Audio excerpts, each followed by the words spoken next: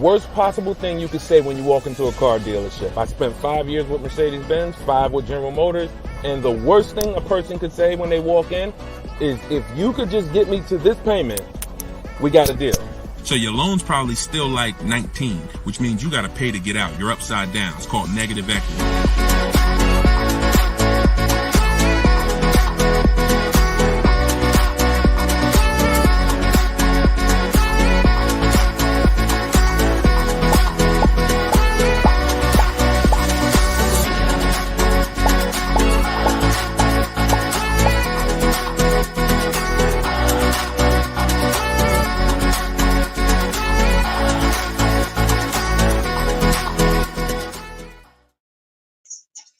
Welcome. Let me mute this because I got the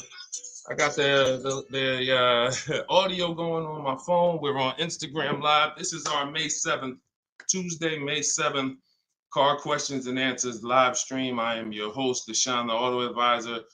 You may see these broadcasts throughout the week on TikTok, on YouTube, Instagram, and Facebook. But whenever you don't see the banner above me, that means you're watching one of our live shows, so you guys can start typing your questions. If you don't know me, my name is Deshone the Auto Advisor. Let's get the quick housekeeping out of the way before we start bringing in questions. I've been in the auto industry since 2006. I left in 2020 after the pandemic. Since then, we've been focused on car shopping education, teaching you how to get the low market prices on your leases, your new cars, and your used cars by bidding and looking at multiple offers, making dealers and banks bid for your business versus how you've traditionally shopped. So that is what we do. I'm also the author of the pretty much 5-star rated digital book. It's called Cars from Home, and we're currently rated 4.94, goodreads.com. Just want to get the housekeeping out the way for those of you who don't know me. For some of you who've been on the show before on the stream, welcome back. But for those of you who don't know me, this is my new digital book. It's called Cars from Home. You can get your copy for 75% off the normal price by going to my Instagram bio, the TikTok bio, or if you're on Facebook or Instagram, you can actually scan this QR code, Facebook or YouTube. You can scan the QR code, or you can go to Deshone'sBook.com. We have a link in the comments for you. Lastly, I am the host of the masterclass, Everything You're Doing Wrong, Buying, Selling, and Leasing Cars. Some of you have asked, I share a lot of people who are using these strategies throughout the broadcast. Some of them are people who have my book. Some of them are people who attended my free masterclass, and some of them are in my car shopping school, Maps Academy. So either way, you guys can get anything you need from me in the bios or in the comment section. So let's get started, Dolan. You can bring in the first question. This is May 7th. So if you're just getting on, we are live on all 4 platforms, May 7th, 12 p.m. Eastern time. And you can share this with your friends. Tyler from TikTok, how are you? How does gap insurance work on a lease? Great question. Gap insurance covers the amount that you owe if, God forbid, the vehicle is totaled or stolen and they don't find it. So let's just say the car is only worth $40,000, but the actual cash value if the vehicle gets totaled is, $35,000. So if the insurance company is only going to pay out $35,000, the gap insurance would kick in and cover the remaining gap. So now most leases include gap insurance, but you never want to assume that the lease includes gap insurance. Whenever you are getting your offers from dealers, when you're getting your offers, you always want to make sure that you ask for them to include gap insurance. But yeah, that's the way it works. You want to make sure 99% of leases have gap, but you don't want to make that assumption. Always ask when you're getting your quotes that the gap insurance be included. All right, great question. Go ahead, Dolan. Next one. All right, keep sending your questions, y'all. I see you on Instagram. Those of you who are on Instagram, you click that thing that looks like a paper plane, and you can actually see that you can easily invite a couple of your closest friends to the broadcast just so they know about this information when they need it. Because 1 in 5 people are shopping for a car at any given time. So 5 people in a group, 1 of them is going to be shopping for a car, and we want to make sure you guys have the knowledge you need.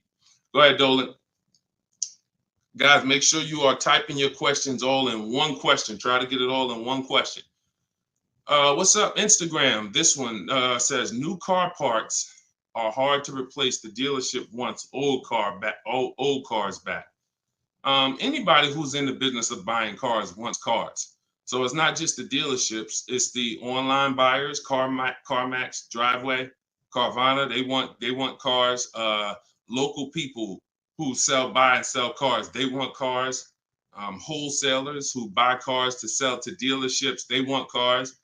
If you get what I'm saying, you understand why you need to be making people compete. You've been taught to do. You've been taught to take one buyer, one person who wants your business, and give them the opportunity to negotiate.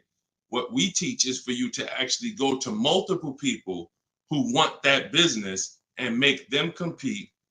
And that's how we make sure we get below market prices, because we in order to get below market prices, you must see enough offers to know the market.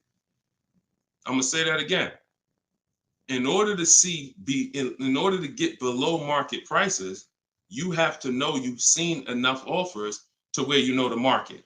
Could y'all keep running up the likes on TikTok? Every time we say something that you like, if you could just tap the screen, it runs the likes up and it gets a lot of people where they need to be here. Okay, so that's what you want. Everyone wants cars back. So you want to make sure no matter where the market's going, electric cars, old cars, new cars, luxury cars, just make sure you are getting at least 5 to 6 offers every time you want to replace a car. We don't trade in cars because you are not going to get the money you could get trading cars.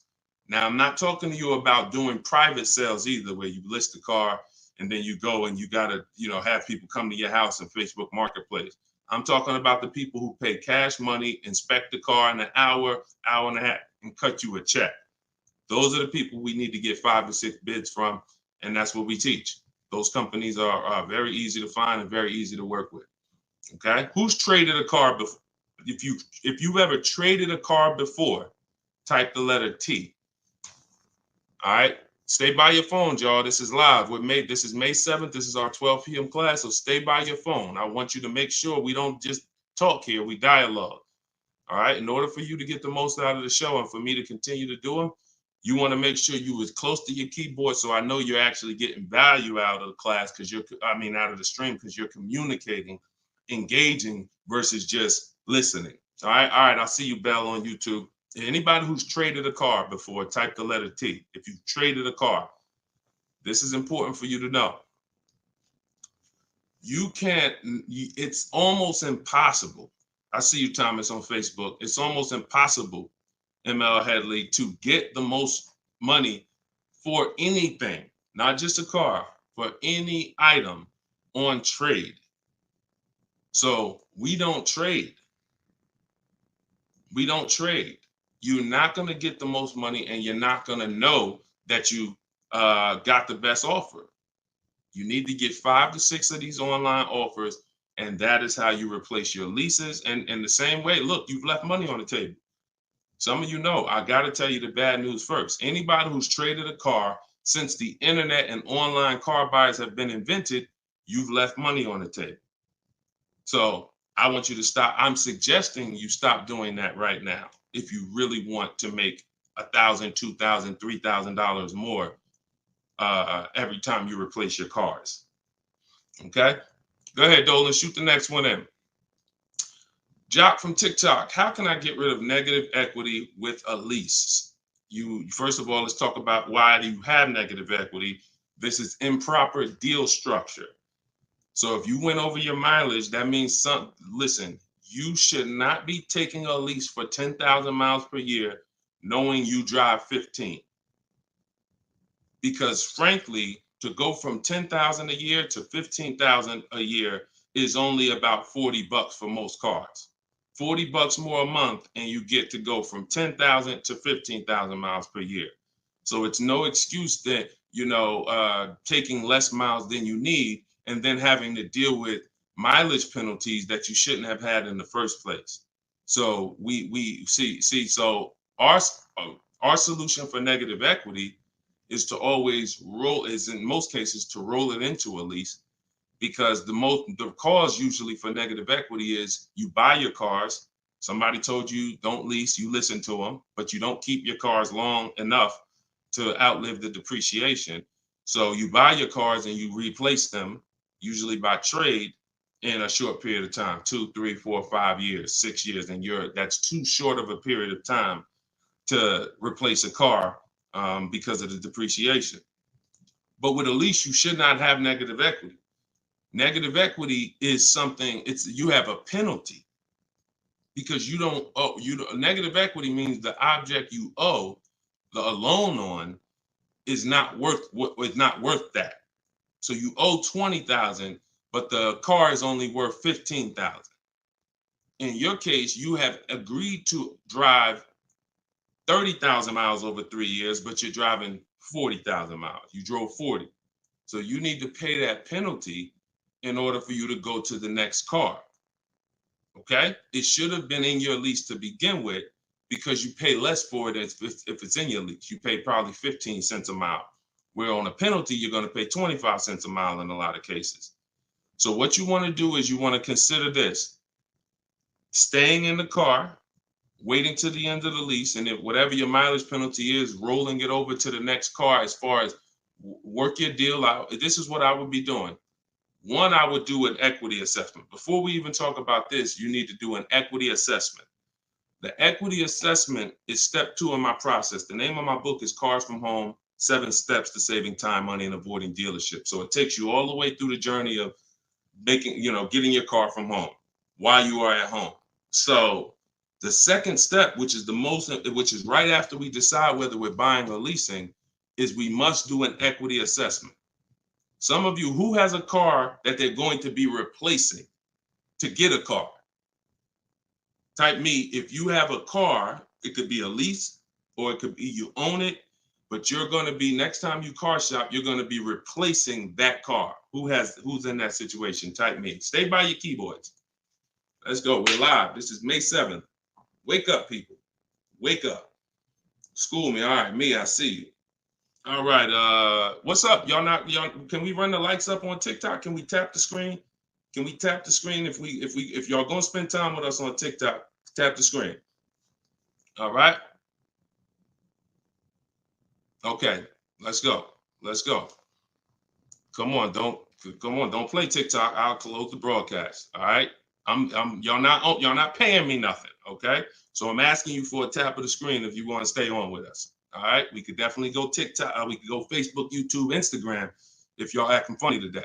We got no problem. All right. I appreciate it. I see y'all now. I see the lights running up. All right. So if you have a car you're going to be replacing, then everybody who just said me, then the first thing, once you decide whether you're buying or leasing, is you need to do an equity assessment. So you're going to call your bank. If you don't have a bank, the car's paid for, then you can skip this step. But you're going to call your bank. You're going to find out what your payoff is. Once you find out what your payoff is, you're going to now, if you have a lease, you're going to ask them, do you have a third-party restriction? Now, once you make a note of those things, that's 4 different paths. See, I just talked to 4 different people. It's very important that y'all understand that I don't teach one size fits all car buying advice. So you got to listen closely to see, oh, is he talking to me? Oh, that's what group I fall in. So I just said, some of you are going to replace a car. You have no money you owe on it. You don't need to call your bank. Everyone else, lease or purchase or finance, you need to call the bank, and then you're going to ask for your payoff. Once you have a lease, you're going to do this next step. So some of you who don't have a lease, you don't have to do this step. Then you're going to ask, do I have a third-party restriction? And you're going to make a note of that. And you're going to put yourself into one of those 4 categories. Okay, this is broken down. This is step 2 in my book. So once you get that information, you're going to go online to CarMax, Driveway, Carvana, Kelly's Blue Book, instant cash offer. Please do not come talking about what Blue Book says. Algorithms in this market mean nothing. The only thing that matters is cash offers. So you're going to go to these people to get your cash offers: CarMax, Driveway, Carvana, Kelly's Blue Book, instant cash offer, Car Guru, Sell My Car, and Auto Nation, Sell My Car. That's 6 offers. And once you have those offers, you will know where your equity position is. You will know if you have equity in your vehicle. You will know if you have no equity in your vehicle. If you are leasing, then there is no such thing as negative equity. Because let's say your payoff is $20,000 and your highest offer is $18,000. You don't have negative equity. You don't owe that. That just means when you go to drop off your vehicle, you can't sell it and make money. That's what that means. Now, if you have a mileage penalty like this gentleman may have, that's different. But that's separate from the equity assessment process. You need to know, what is the asset that I'm driving? What is the asset, the car that I have in my possession, worth on the market? And what do I owe on it? And is there equity there? So that is the step you do before you think about shopping and getting offers, because we break our transactions down into 3 categories. Who we buy our car from, we're getting bids. Who we get our loan from, we're getting bids. And who we sell our car to, we're getting bids. So this is very important in our process of how we get below market deals from home. Okay, so do that step, Jock. And that's what and you go from there. Everything I'm talking about is in my new digital book, Cars from Home, 7 Steps to Saving Time, Money, and Avoiding Dealers. Shoot the next question in, Dolan. Everyone who wants your copy, you can get it for 30 minutes at 75% off. It's normally $97. So everyone who's gotten this book, and we've gotten close to probably 6,000 people at this point, the book is $97. But when you go to my bio now, or my Instagram or TikTok bio, you can get your copy for 75% off, which would be $24, but it's only for 30 minutes. If you're on Facebook or YouTube, just check the comments and go to deshonsbook.com. You got 30 minutes to get your 75% off. Okay, Tyler from TikTok, rolled over $14,500 from a trade into a 36-month lease. Payment only $54 a month. Is this a good strategy? Payments only $54 a month? What do you mean by that, Tyler? $54 a month. How could the payments be $54 a month? You need to know how much you're rolling over into the new deal, because let's say, for example, you have $14,000 of negative equity. Just that alone is $400 a month. Just the negative equity. So I'm trying to find out what you mean when you say rolled over 14.5 from a trip. Oh, wait a minute. I think I know what you're saying. You are essentially prepaying your whole lease.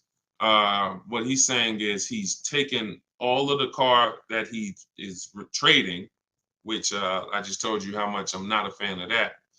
But he's now essentially doing a one-pay lease, or you're doing a huge down payment. So this is very important. You could be about to really lose your shirt right here. This could be extremely bad for you. You need to make sure you check what I'm about to say to you. If all of that money is being treated as a cap cost reduction, which is essentially a down payment on a lease, let's just say your payment would normally be, matter of fact, let's do this math real quick. And this is why having a consultant and having an advisor and getting education saves you thousands of dollars.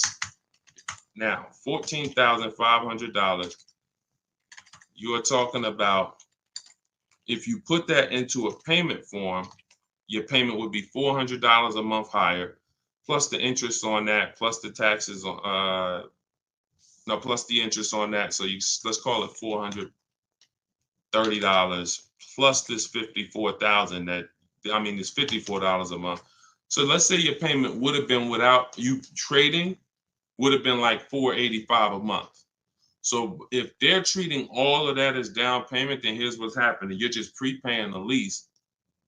So you have no protection. If that vehicle gets totaled, you are out $13,000. You won't be, anything you put into that vehicle, you're out. That money's gone if the vehicle's stolen or totaled.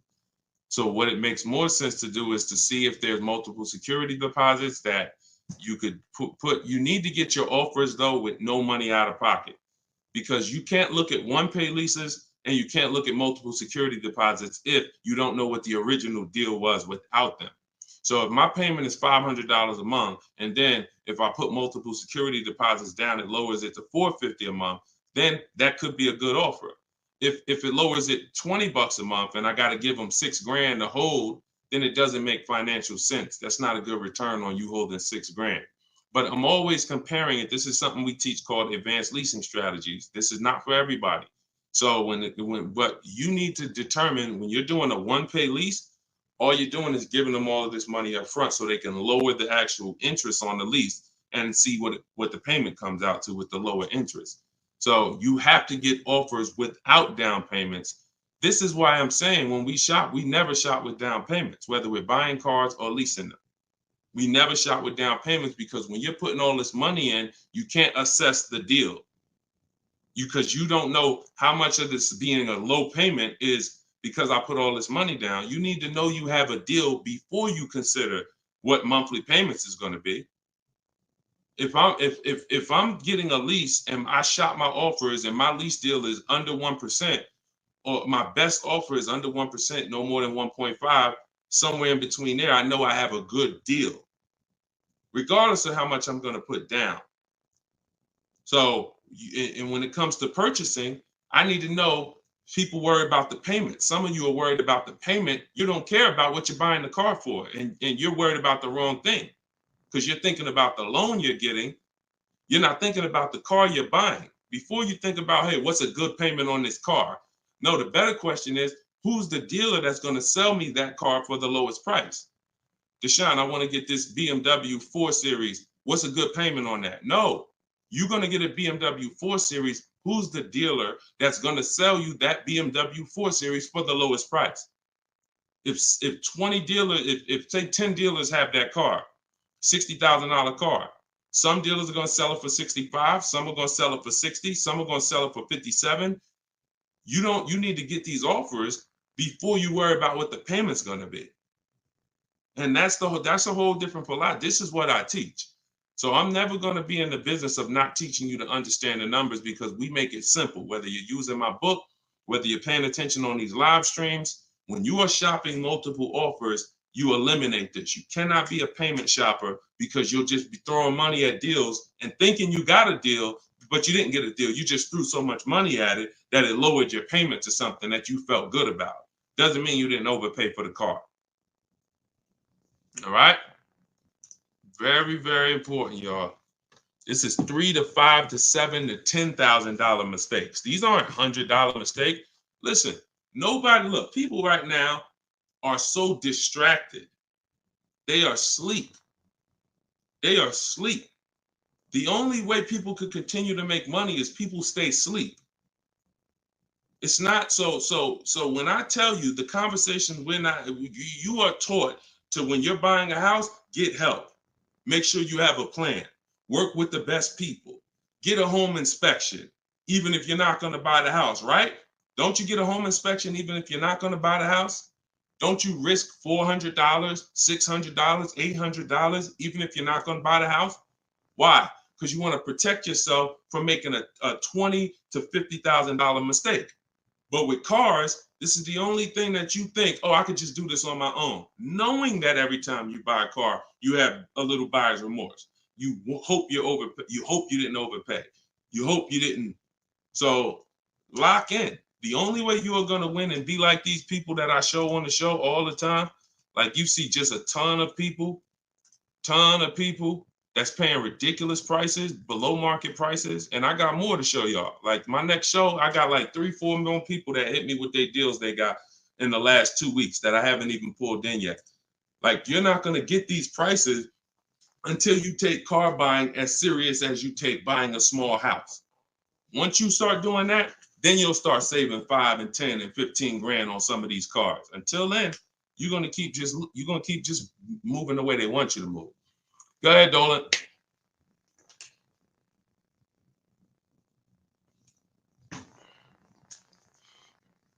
Is there any way to get out of a car with too much negative equity? No.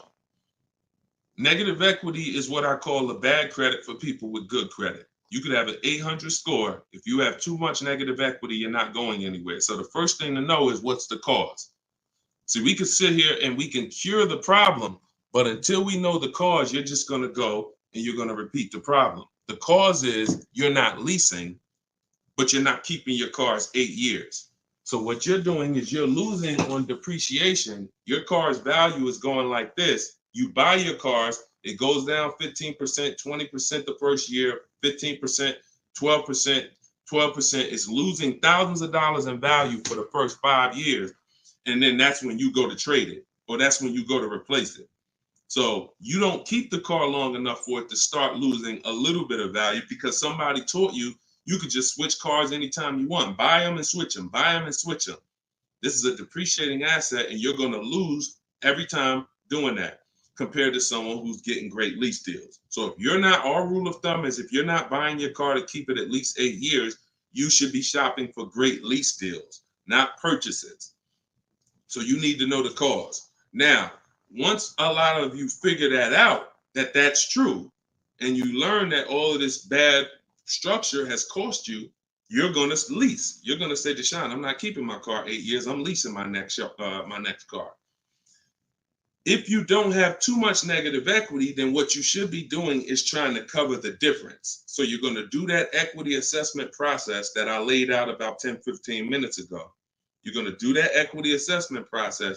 If you only have a $1,500 to $2,000, $3,000 difference between your best offer and your highest offer, I mean, let's say you owe 20 grand, but somebody's going to offer you 18, then I would pay off the difference all day long because I'm still winning with a bidding system on there.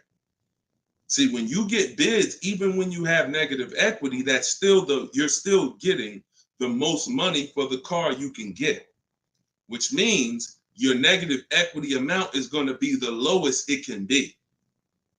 So you always want to explore if I could pay the difference between my highest online offer and my negative equity, that's the best.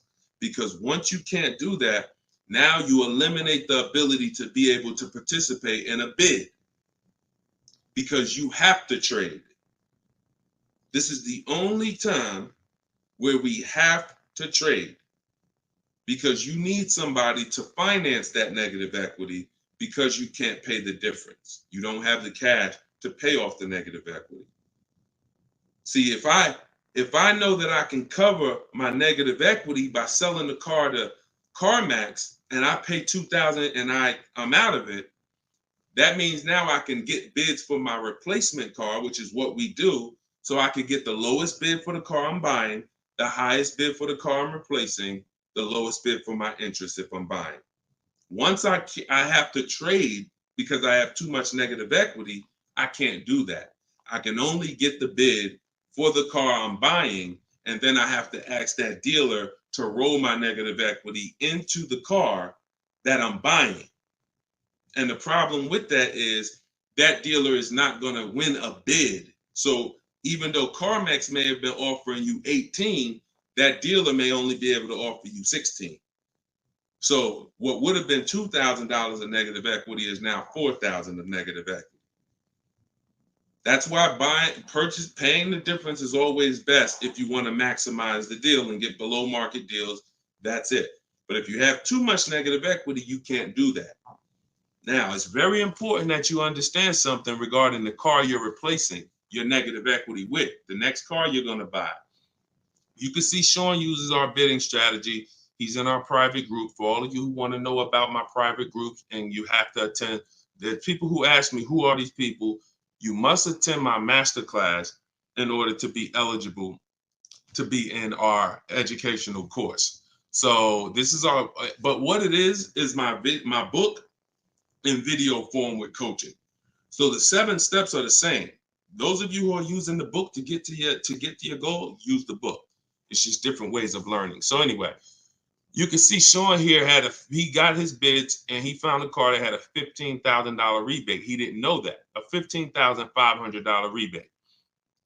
So if Sean wanted to bring negative equity over to this vehicle, he's buying the car so low with all the rebates, he could bring over 5, 10, 20 grand of negative equity and he's still going to be able to do it. Because as long as you're getting a big discount, you actually can, the bank is not going to lend 25% more than like 25% more of the car's value. So you can't slap 10 grand of negative equity on a $30,000 car. And the bank is going to look and say, why would we lend $40,000 on a car that's worth 30? There's something called loan to value ratios. It's in all forms of lending, loan to value. So you have a cap based on the price of the car, there's only 25% or so more that the bank is going to lend. So if you're trying to do no money down deals, having too much negative equity prevents those. So this is why we need to get out of negative equity and stay out of it and start leasing. Stop buying your cars. The only time you actually switch from a purchase with negative equity, I own my car and then I'm switching to another car and it's a purchase, not a lease, is if you had like an emergency. You were going to keep the car 8-9 years, but you just had a bunch of kids and now you need a whole different car. It's a life. But if you're not keeping the next car 8+ years, you shouldn't be buying again. You're going to be back in negative equity every time. Okay? All right. Go ahead, Dolan. You can shoot the next question. TikTok, I see y'all. We are live. This is May 7th. This is our 12 p.m. Eastern time show. If y'all can, every couple minutes, if you could tap the screen, if you're enjoying the show, if you're enjoying the stream, keep running the likes up on TikTok. Appreciate y'all. All right.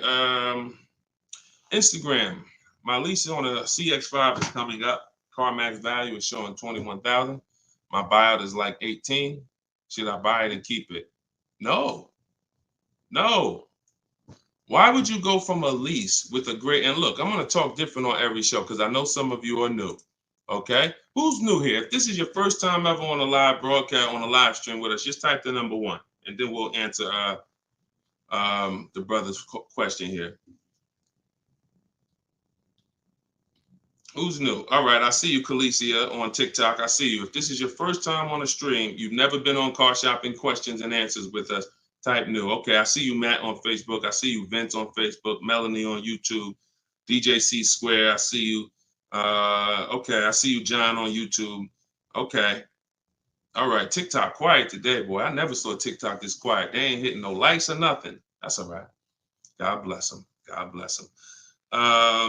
All right, so Instagram. Let's talk about this. Let's talk about this equity position you're in. Right now, you could sell that lease and make $4,000. Why would you want to go from a lease, which is a not keeping my car 8 years? I want full warranty. I want low payments. I want to drive a lot of car for a low amount of money. Now I can shop for this new deal, get a great deal on the CX5, just so you know, understand something. Look, let me show you something. This was Tiffany rode in, and Tiffany got a Mazda CX50 a couple weeks ago, not too long ago. Look at this. So let me show you just kind of what this could look like in a great world. So you understand, she got a 2024 Mazda CX90. She literally paid the sticker price on it was $44,000. She used our system. She actually wrote, this is a testimonial about the book. So you can see at the top, says, I believe we got a great deal from what we learned from the rest of the book. So look at this. She got bids, $44,800 vehicle. She ended up getting a $6,530 discount. That was her best offer. And then, so her lease payment on this would be incredibly low if there's a good lease program. But you're not going to save this kind of money negotiating. You want to sit at home, get bids, contact at least, we don't make a decision until we get 5 to 7 offers. We will not make a decision on a car until we get 5 to 7 offers because 80% of dealers are overpriced.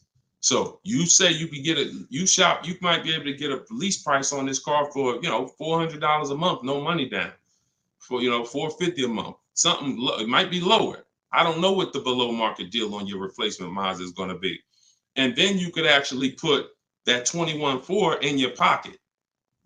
So you could say, hey, the difference. So you would sell the car to CarMax for, and you would make $3,400. Just so you know, my mother sold her Mazda 2 years ago when the prices were real high, and she made $10,200.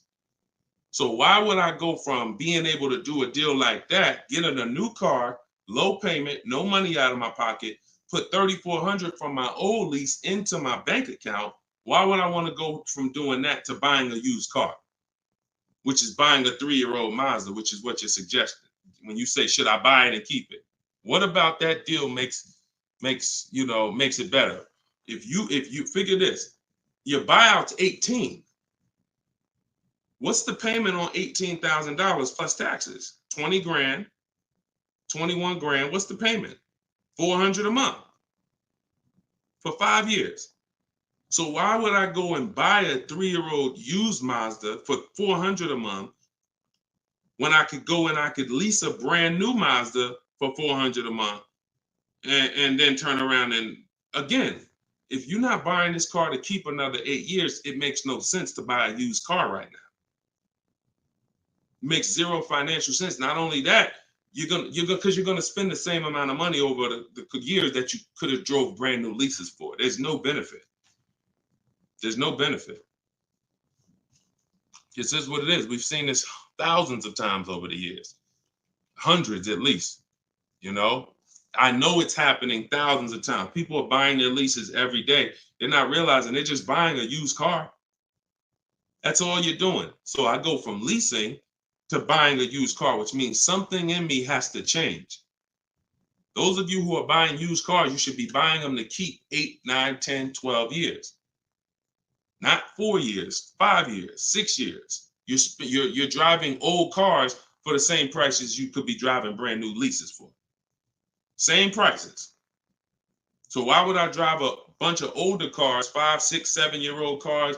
By the time I pay it off, it's 10 years old, 11. Why would I do that if I could be driving brand new cars for the same prices?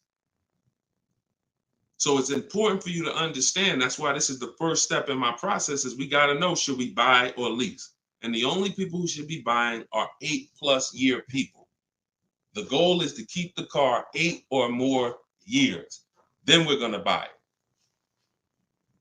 Yep. I'm here. I see you. You know, I always butcher your name, but let me just call you EP.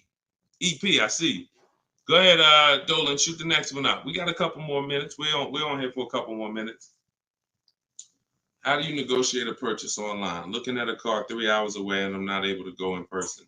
So what I would do, if you've done all the research to make sure that car is a great below market price, if that's a below market price, then what I would do is I would call and verify that there's no fake fees that are not online. So when you see a car that has a $28,000 price, we're going to call and make sure that what the fees are. Should only be tax, title, documentation fee. Tax, motor vehicle fees, and documentation fee should be the only prices, only fees. And once I verify that, what I'm going to do is I'm going to go home. I'm going to get out there immediately, and I'm going to see the car. And if it's a great price where I'm saving $2,000 or $3,000 above below the market value on those cars, then I'll go out there and I'll make sure that I post up in a motel for one day, because you never want to go out there and take the car immediately, because unless you're paying cash. If you're paying cash, that's different. But if you're getting a loan, we need at least one day to do our bank bidding process. Because you could go out there and say, all right, now this is the best price on the used car. Yeah, but now I'm going to pay 2 points, 3 points more in interest, letting the dealer get me the loan. So I'm essentially giving that $2,500 or $3,000 that I saved right back to the bank. I'm not giving it to the dealer, but whoever the bank is. So we always need one day to come home, let banks and credit unions bid so we can get the lowest interest rate. And then we call that dealer and we let them bid against it. But that depends on how you're going to pay. But that's the process. You get out there, you test drive the car. That's why all of our used car research is done from home. All of our used car research is done from home. By the time we get to the dealer, the only thing we're doing is going there to test drive the car and lock up the deal. The prices we've already verified is the lowest prices in the market. So once we verify there's no bogus fees, that's our process for wrapping up the deal. That's right, man. You know I'm always watching and unlearning and relearning, boss man. Appreciate you. I appreciate you, EP. Always a pleasure. All right, go ahead, Dolan. Yeah, some of you are looking for your used cars locally. There's no way you're getting the best prices. If some of you are looking for your used cars 25 miles, 50 miles, 100 miles, there's no way you are getting you're getting below market prices. That's just not enough inventory to look at for you to see, Oftentimes, it's literally a dealer that's an hour, 2 hours, 3 hours away who may not be in the city.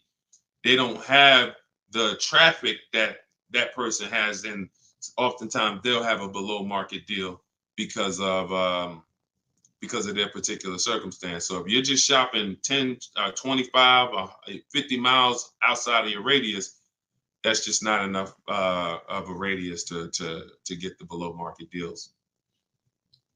My brother leases up, he's over miles. Equity assessment. That's it. I just went over that about 20 minutes ago. I can't go over it again because it's people who watch the stream and it's not fair to them, but we do have this stream on replay. If you go to YouTube or if you go to my Deshone the Auto Advisor Facebook page, and you can find the section that I did only on that.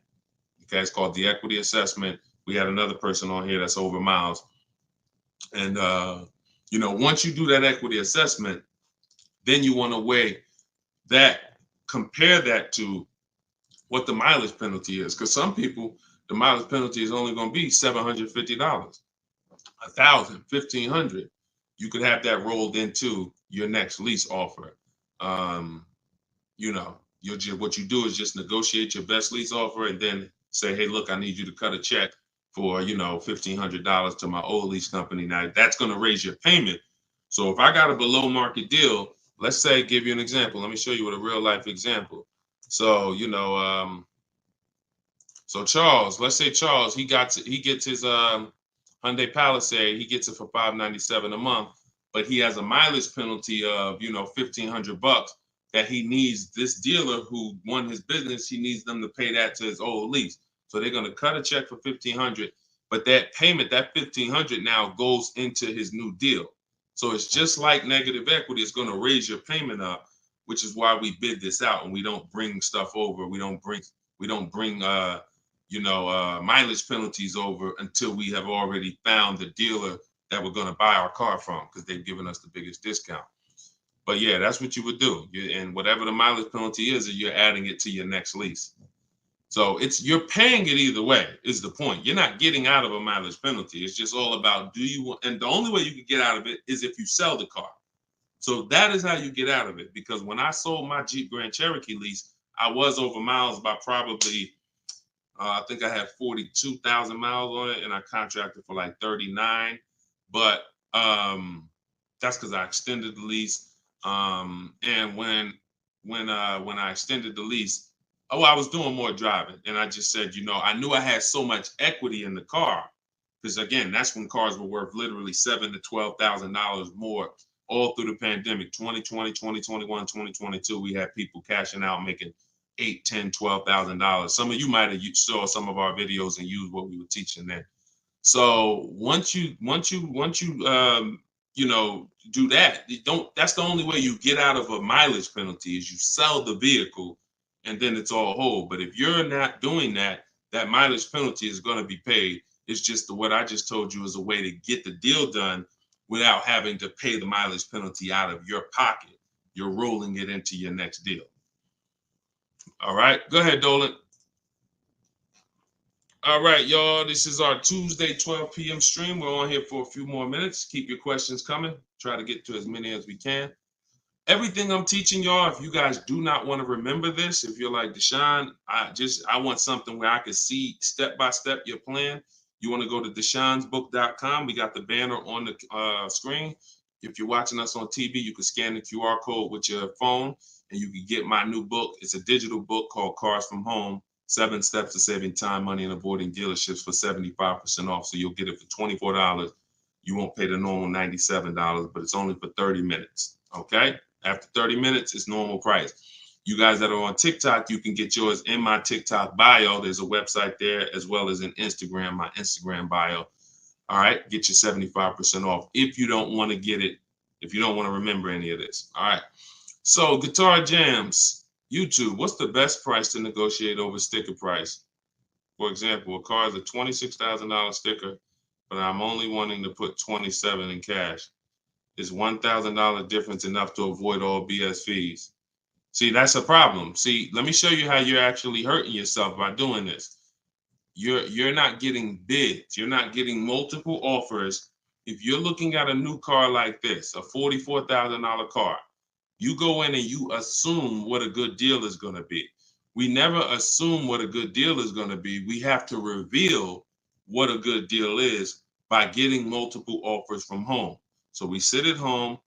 In my way, we use the computer and we're going online and we're going to dealers' websites. I have scripts in my book. So all you're doing is copying, pasting my scripts to use this. Now, if you're doing it your way, you just want to make sure your goal, you could do it by phone. I don't care how you do it, but your goal is to get 5 offers. Because until you get 5 offers on these new cars and on these leases, you're not going to ever know what the best deal really is. Because 80% of dealers are overpriced. So when you look at something like this, if you said, okay, $44,820 car, like the one I got on the screen. If you went in there saying, well, I only want to pay $46,000 all in. Look at what she paid.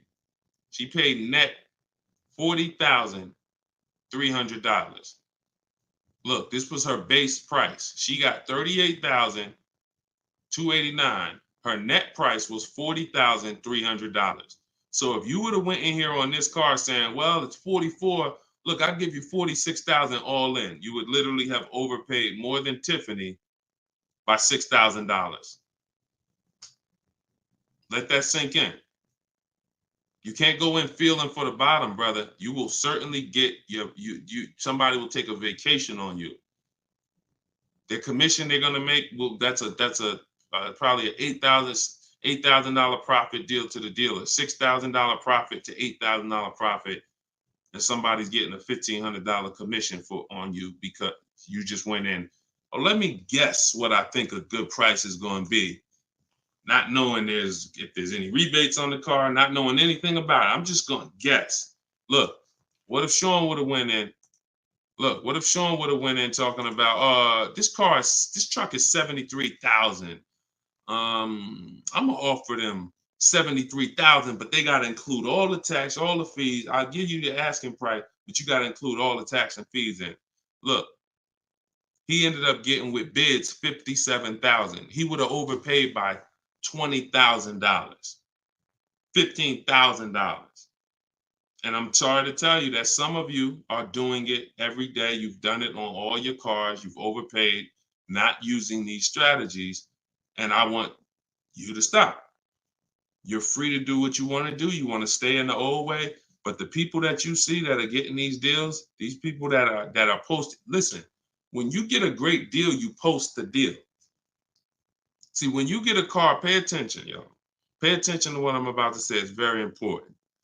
When you actually have strategy to get great deals, you actually post the deal. This is our private group where we post our deals. Look, people are not just happy about the car.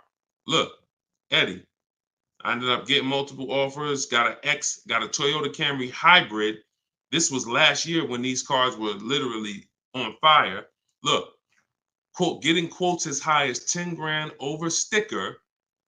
Look, I got $2,086 under sticker. $10,000 over sticker was his highest quote for this Toyota Camry hybrid. There are people who paid that. There are people that paid 5 grand over sticker for the same car Eddie got. There are people who paid sticker. Thought they were getting the best deal. Man, I got mine for sticker. He got his $2,086. Some of you who might see this broadcast, you might have the same car. Deshone, wow, man, I got that same car. I paid 4 grand over sticker to get mine. Yeah, Eddie at the same time, same year, paid $2,086. Sorry to tell you, but you overpaid by 4 or 5 grand. This is real. We're not sitting up here doing this talking about hundreds. There's nothing y'all hear me talk about in these streams that had hundreds of dollars. And frankly, unless you are rich, you can't afford to lose $2,000, $3,000, $4,000 every time you buy a car. You can't afford it. This is where you're losing. So what I would tell you, Guitar Jams, is do what I just said over the last 10 minutes. Get bids. If you want the system for doing it, that's in my book. If you want to do it your way, I don't care how you do it. Just get at least 5 to 7 offers so that you can see where the best offer truly is. 8 out of 10 dealers are overpriced, and you don't know how bad they're overpriced until you get all your offers. 10 grand overpriced, 5 grand overpriced. All right. Go ahead, Dolan. Shoot the next one in. Great question, though. Can you get a deal when you build your own car? Absolutely, Sherry, but you want to get those offers before you agree to buy something from anybody. So if I'm ordering a car, I'm getting 5 offers, 10 offers. I'm getting 5 to 7 offers, not 10 offers. See, in my book, I have a process called the 25 to 5, where we connect with 25 dealers online in 20 minutes. And our goal is to get 5 to 7 offers in 48 hours. So once that happens, we don't order a car until we verify the car doesn't exist in the market. See, because when you walk into a dealership or call 2 dealerships and they say, oh, we don't have that car, but we could order it for you. Now, what are you doing? You only talk to 2 dealers. What about in the 25 dealers that we talk to? What if 7 of them or 10 of them have that car? So you just talked to 2. Now they got you ordering a car. We don't order until we talk to these 25 dealers online and they tell us, hey, nobody has it, or it's only 2 out there, then we might order. But that car could be sitting right around the corner from you, or 30 minutes away from you. People could have 5 of them. An hour away from you, people got 3 more of them. But because you're just local, you think, oh, I need to order this. We don't order until all of those dealers tell us we don't have that car. And then when we send out our order request, we're getting quotes from all those dealers. So we're getting probably at least 10 offers. When we go to order, we're probably getting 10 offers because all of those dealers we've already been talking to. And any of them could order us a car. I had a young lady last year, the new BMW came out, the new BMW X4M, and she got quotes.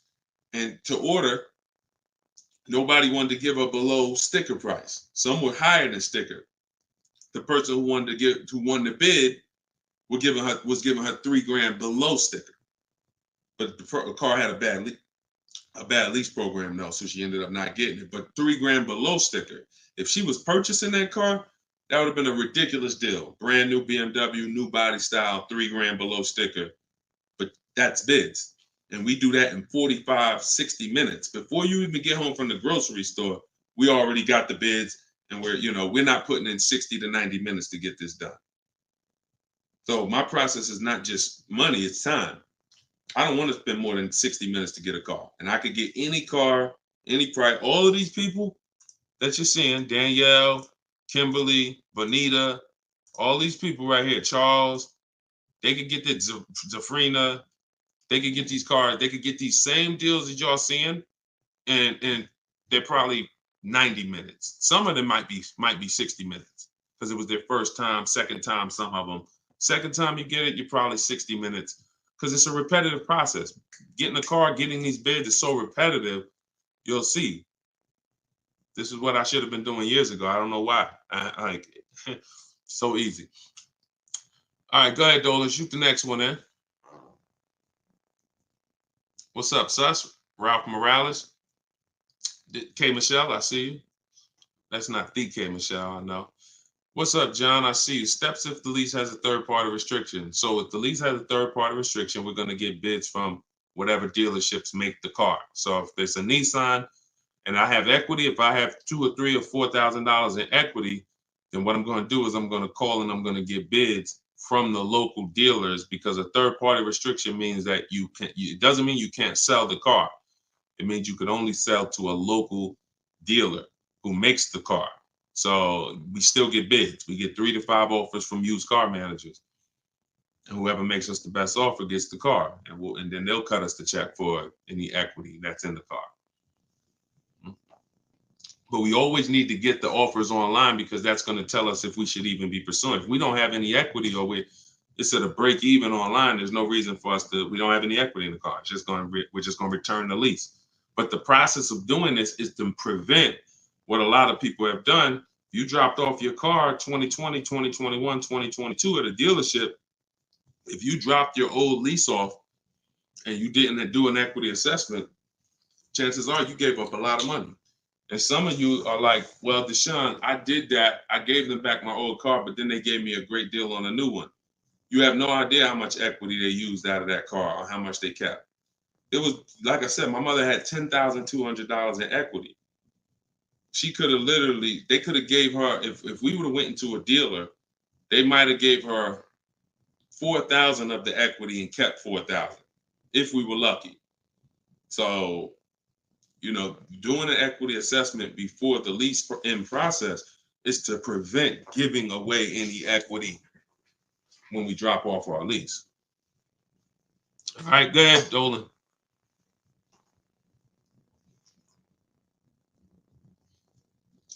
This is our Tuesday, May 7th live show, 12 p.m. If you don't see the banner above me, that means we're live. So you can type your questions. Dolan will bring them in. We got another couple minutes. Hey, Deshone, currently in talks with dealers for a good offer. Thanks for all your help. Great. I feel empowered and confident I'll get the best price. Get the book, everybody. Stop leaving money on the table. Thank you, Nico Smooth. See, it's empowerment. It's the only way to feel empowered. You are not going to feel empowered going and negotiating with a car salesman. Anytime you're working with us, it's already set up for you to leave not able to guarantee you got the best deal. Nico Smooth, he's going to guarantee it. I don't know if that's a woman or man, but they're going to guarantee it because they're getting offers. They're getting offers. If you went in, if you had to buy a 100-inch TV and you just went out right now in the first store you found that had one, you just paid it. That's, or you looked and said, man, I think that's a good price. You know, 100-inch, man, that's only, you know, $900. I feel like that's a great price. Meanwhile, you didn't look on Amazon. Amazon had a better brand for, you know, $200, $300 less. Or Amazon had the same brand, or Walmart had a better brand for $300 less, or Best Buy. These are the same principles. It's impossible for you to go into a car dealership and get a good deal and you don't know the market. The market you only know through getting offers. Once you get the offers, you see what the best market prices are and you pick the lowest one.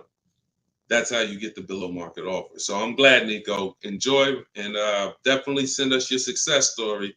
Just like Tiffany did, email me a success story when you get that offer and you close that deal out. Way to go. Go ahead, Dolan. What's up, Todd Billions? Do you need to check dealers in other states? I live in Florida. Depends. We will go with, all right, so some people will do my strategy is called the 25 to 5. We're connecting with 25 dealers online. Some people, they do it through offers. Through if the state is not too big, maybe their 25 dealers is all, if their state is really big, maybe the 25 dealers are all in the state. But some people, you know, they might only have 12 dealers in their state, and so they're going across state lines, and that's very common. That's very common. If you look at Sean posted in our group, and he said he ended up expanding his search to 150 miles outside his area to find this deal. He said, I'm going to another state to pick this up, which is something I never would have thought of before, or would have before he attended the class. So he attended my master class. All of you who want to attend my free master class, it's called Everything You're Doing Wrong, Buying, Selling, and Leasing Cars. You can go to my TikTok bio, and you can go to my Instagram bio. We have a comment in the comment section for you guys who are on Facebook or YouTube. But this is, the local business is going to die. When you see and you shop online the first time properly, you're going to find out that the local business is going to be dead to you unless they win the bid. And you're not going to be committed to local anymore, because look, Sean is driving to another state because his best offer, it saves him $4,000. So no other dealer near him made him the other offer. This dealer that's in another state made him, and it's $4,000 better. So literally, if he has to drive 4 hours, 2 hours there, 2 hours back, he's literally making $1,000 an hour. This is the money we talk, big money talk.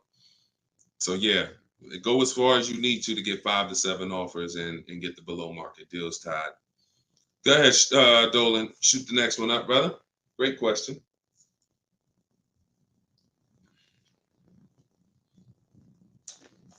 This is Charles Harris on YouTube. How are you?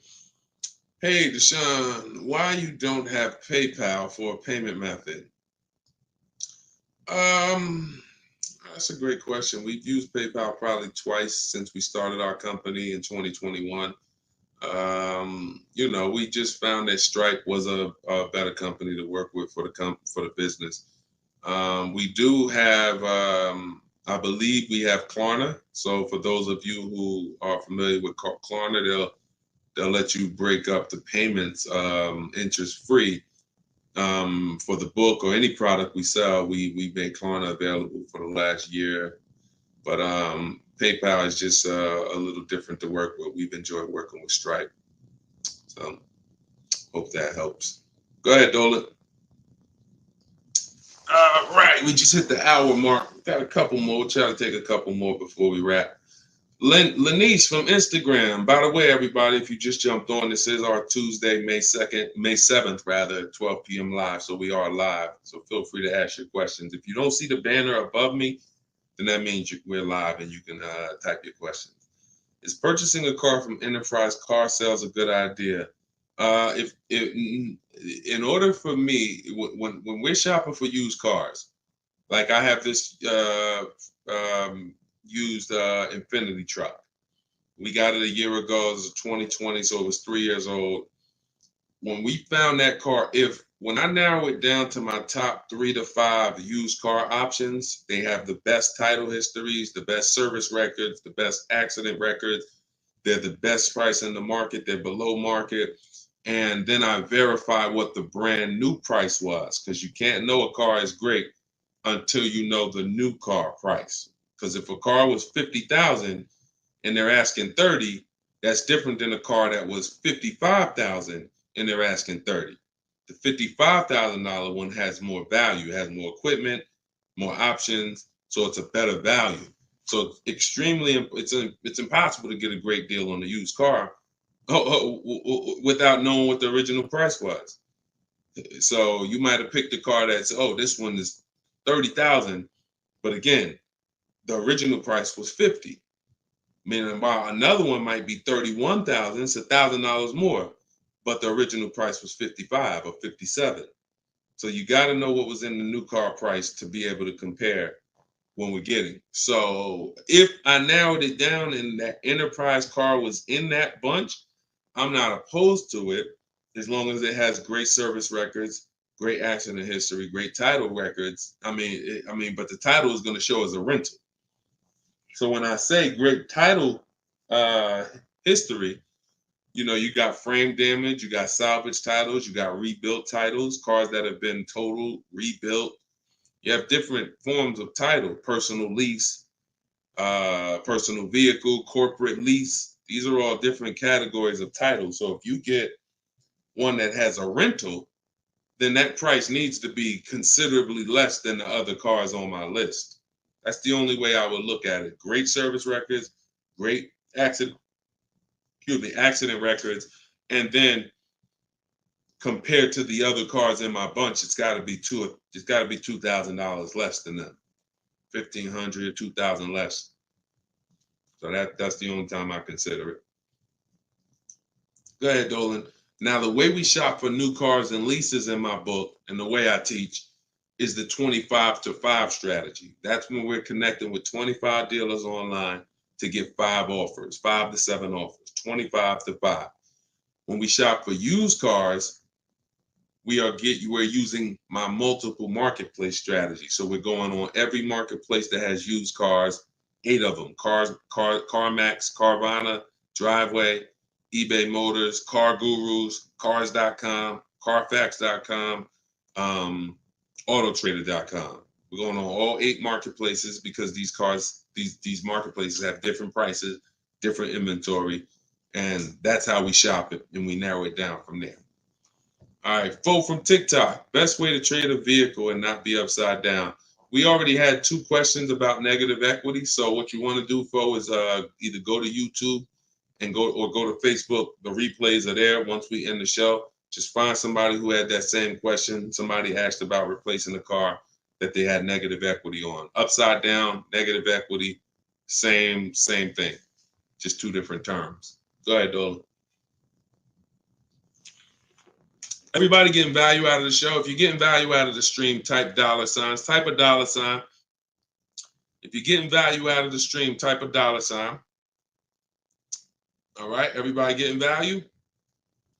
All right, I see you. Perfect. Good. Good. I see you, John. I see you, Tracy. All right, I see you, Sterling. Yep. I see you, Charlene.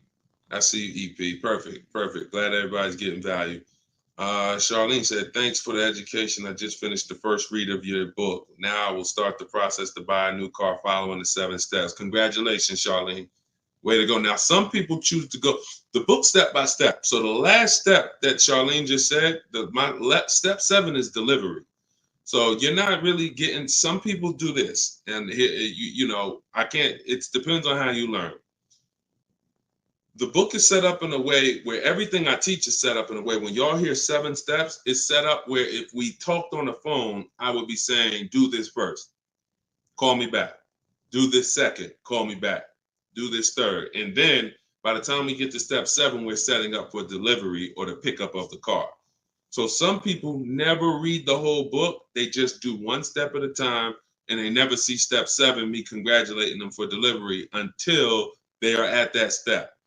Some people read the book straight through and then come back and do the steps. So whichever way you decide is up to you. The quickest way to your car, the quickest way is to just do 1 step at a time and then not read forward until you get to that step. But everyone learns different and everybody, that's just if you want the quickest way, you want to get a car in literally 48 hours, don't read the whole book. Read 1 action step at a time, cross it off the list, and get it done.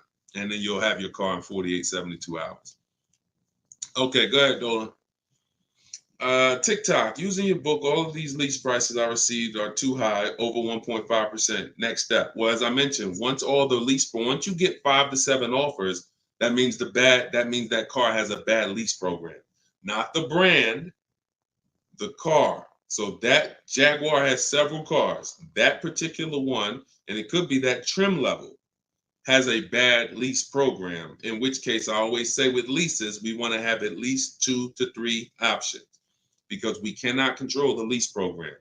So whatever the dealer was, so if you see a 1.5% lease, 1.6, 1.7, 1.8, 1.9, then that 1.6, that dealer's beating everyone else. They're selling you the car less than everyone else. But if they're at 1.6, then that means their lease program is bad. That's why we always get 5 to 7 offers. If they're all over 1.5, that means the lease program is bad.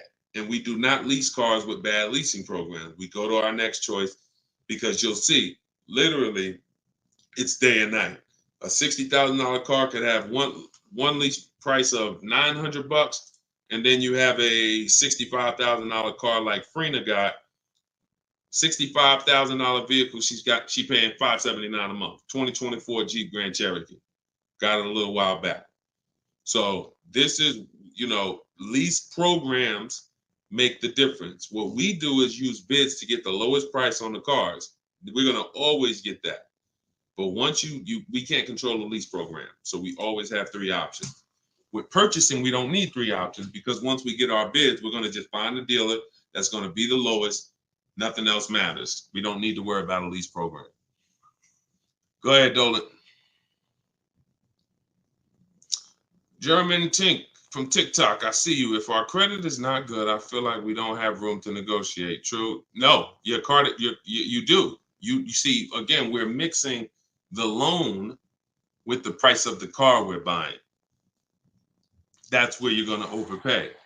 Because if you have a loan, you have bad credit, the only thing that should be affected is the interest you pay on the loan. That should be between you and the bank, the lender, not between you and the dealer. So what your job to do is, if you have bad credit, the lender you get your loan from is going to tax you for it. You're going to pay higher interest than what someone with good credit would pay. But what you should not be doing is overpaying for the car because you didn't get bids. So you can get bids for your car, and then you can use a company that gets deals done, that gets people loans, even with bad credit. And you know, I use Limbuzz. I recommend Limbuzz. I don't use them. I recommend them. So you could either pay a high interest rate and get a great price on the car, or you could do what most people do. Get a bad price on the car and pay a high interest rate because they're going and they're shopping desperately. So in my process, we would get with Limbuzz, get our pre-approval with Limbuzz, and then we would go and we would shop and get bids to make sure we're finding the lowest price on the car. See, once you learn what we're doing and you start doing what I'm telling you, using what we're talking about here, you're going to see the car price is independent from the loan. You've been taught to focus on the loan, which is how much my monthly payment is going to be. Oh, am I going to not be able to negotiate? The car's price we're negotiating has nothing to do with the loan we're going to use to buy it. Okay? So everything that I taught from today, guys, is in my book. It's my new digital book. It's called Cars from Home. You saw it if you were here earlier. We're rated 4.94 on Goodreads.com. Thank you to everyone who's reviewed the book and gave us 5-star reviews. You can get your copy in my TikTok bio for 75% off. That's $24. It'll be in your email in 2-3 minutes in my Instagram bio. But don't let that timer run out, because then the price does go back up to $97. You can get yours for 30 minutes. And the same thing online here on YouTube, Facebook. We have the banner here. You can scan this QR code with your phone if you're watching us on TV. And this is what we do, y'all. We do these shows throughout the day. You can see on what time we'll be live. So we'll be back for the next one shortly. And make sure when you see us, you hop on and ask your questions, all right? But let's go get these deals. Shout out to everybody who's committed to unlearning and relearning. In order for you to win with what we just talked about, you have to unlearn the way you were taught to car shop. You have to unlearn that and relearn the new way. All right? God bless y'all. Enjoy the rest of your day. See you soon.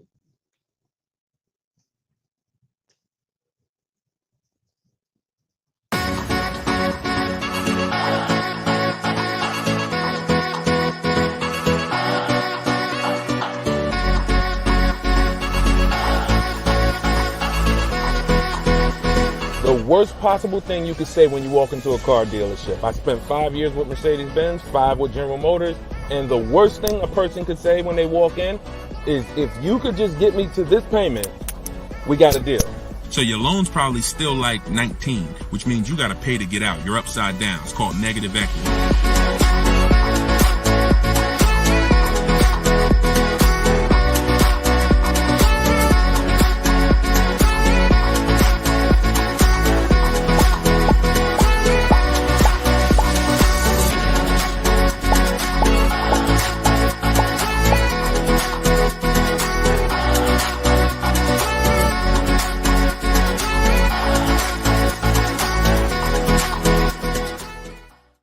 The next 12 months, if you are car shopping now, or in the next 12 months, I want you to type a 1 in the chat as you come in. My name is Deshone the Auto Advisor. I do these live streams throughout the week to answer questions when it comes to car buying the new way. We've been doing this, helping people really since 2021 through education. And so we teach an entirely new way to car shop. A way that has worked for thousands of people before you. And I do these live streams so that you can ask your car shopping questions, and we can try to get you the answers that you need to help you get below market prices, which is the only thing we settle for. So thank you to the people who are tapping the screen on TikTok, running up the likes. I appreciate it. We have Dolan moderating in the back, so you guys can start typing your questions. Everything I'll be talking about is out of my new digital book. It's called Cars from Home, 7 Steps to Saving Time, Money, and Avoiding Dealerships. Thank you to all who have reviewed the book on Goodreads, putting the review page up now. Thank you for helping us have pretty much a 5-star rating. And everyone, as you're watching this, you can get your copy. If you like what you're hearing, if you like this new way that you're going to hear on these streams of how to car shop, you can get your copy of my digital book for 75% off in my TikTok bio, my Instagram bio, or we have a banner up for you guys. Or you can go to deshonsbook.com. So no matter where you're at, that's your special offer. All right. So Dolan, you can bring the first question in. I see you, Paper Chaser. Welcome to the broadcast. I see you, Benjamin, on TikTok. I see you. First time people. Welcome to all the first time people. If you your first time here, type of 1. Mario Soto, I see you on YouTube. Welcome. This is Chris on Facebook. Hey, Deshone, are dealerships willing to order a car for you if they don't have a car with the options you want? Everyone is usually willing to order a car because every dealer can order. But you want to make sure whenever you're getting an order quote, you're getting at least 5 offers. 80% of dealers are overpriced. So you want to make sure you're always getting on a brand new car 5 offers. And then you'll see how different they are. I had somebody who, I think we're on episode 17. This is episode 17 of Car Shopping Questions and Answers. So on last episode, I spoke about a young lady who ordered a BMW when it first came out last year, the new body style new body style X4. And through bids, she saw multiple offers. Most dealers were charging her $2,000 over sticker price. But once she got her 5 offers, at least 5, she probably got set 5 to 7. Her best offer was $3,000 below sticker. So I always say when you're shopping the right way, it should be a $3,000 to $5,000 to sometimes $7,000 difference between your best offer, which is the below market offer, and your highest offer, which is, the highest of all the other offers. So that's when you know you're shopping correctly. So make sure when you're ordering, you're following that model so you can make sure you're getting your best price. And you do this right from home. You could do it by phone, or you could do it my way, which is using the dealer's computer, the dealer's websites. We do copy and paste models to get quotes directly with dealers, speaking with them on their website. So as long as you do it, that's all that matters. All right, great question. Shoot the next one up, Dolan. Let me open up my phone on Instagram. My phone battery is low, but hope. Okay. Yes, everybody. This is our Tuesday 7 p.m. live stream. So this is live. Whenever you guys don't see the banner above me, then that means we're absolutely live, and you can ask your questions. We rebroadcast these streams all through the day. So you can send your friends, family to them. But whenever you don't see the banner above me, that means we're actually live. So you can ask questions. Okay, go ahead, Dolan. This is from TikTok. I need a new truck. Any advice? Well, the first thing, all right, I'm getting ready to tell you the first thing you think about when you are in your position. And this is the first thing that all of you should have thought about. If you haven't thought about this yet, you've already skipped something that is very important. The first step in my process is always to ask ourselves the most important question. Does anybody know? I know we may have a lot of new people on here, but does anybody know what the most important question is? It's probably going to take you too long to type it. So I just want to see if anybody knows what the most important question is. I'll give you guys maybe 5 to 8 seconds to chime in some answers. Can I afford it? That's a good one, but no, that's not the most important question. That comes a little later in the process. Come on, Benjamin, Charlie. Am I keeping the car 8 years? My man, way to go right there. DM me, man. I'm gonna get you a free copy of my book because I like that. All right, that's the most important question. Just DM me on TikTok. I can't read DMs, y'all. So if you actually have DM me, 99% of the time, I'm not going to see it because I have a team that helps me with my social media. So I'm not seeing DMs because we just get way too many throughout the day. But in your case, yes, send me that. Yes, but that's the most important question because here's the thing. The first thing you want to think about is how long you're going to keep it because you're about to buy something that's going to go down in value. You're not going to get the most value out of it until after 7 years. That's when you're going to get the most value. Everything before that who knows, you know, when I break these things out, I'm showing you the depreciation curve. And this is how your vehicle is losing value. So if you buy a new vehicle, it's losing value like this.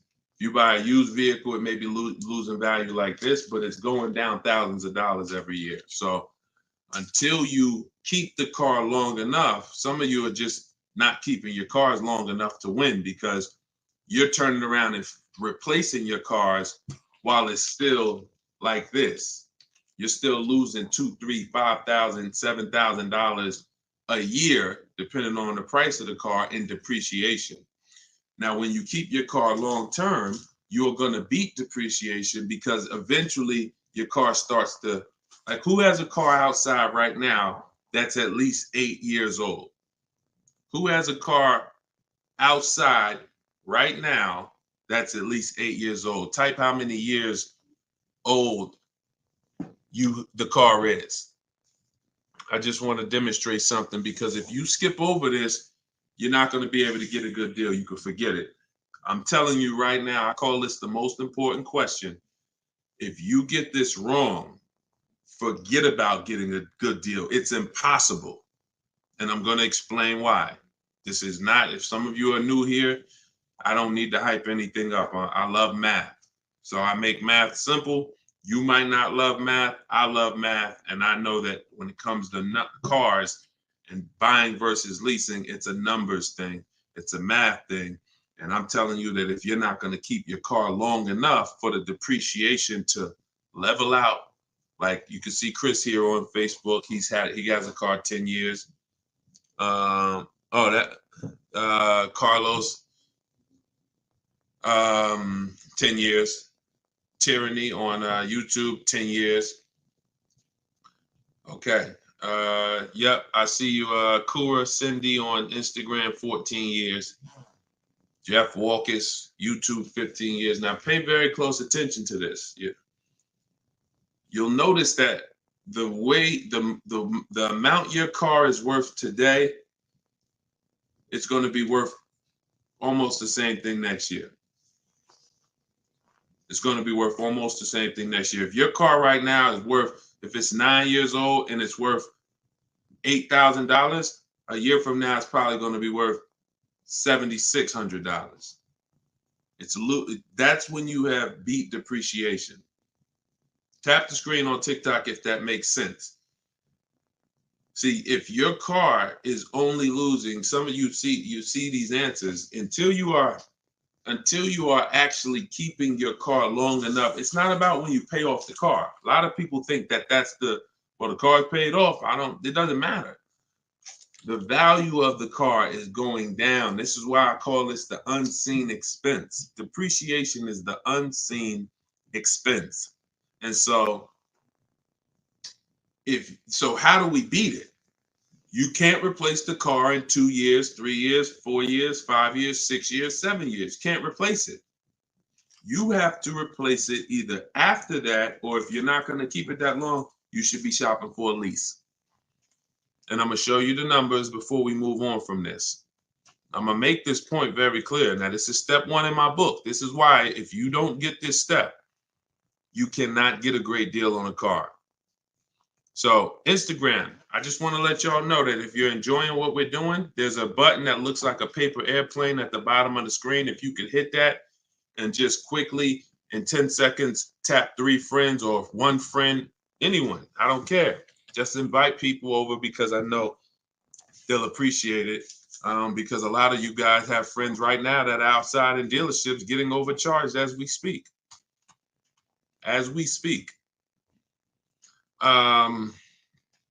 So when you look at long term, here's what you need to see. Look at this. And I'm going to show you to end this question from TikTok, and why this is what I call the most important question. It's the first question: how many years am I keeping the car? Because look at this. I'm going to use an example of this lease deal that Zafrina just got.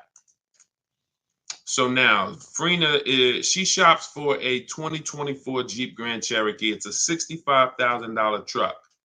She got an incredible steal on this vehicle. Her payment is $579 a month on a $65,000 truck. No money down.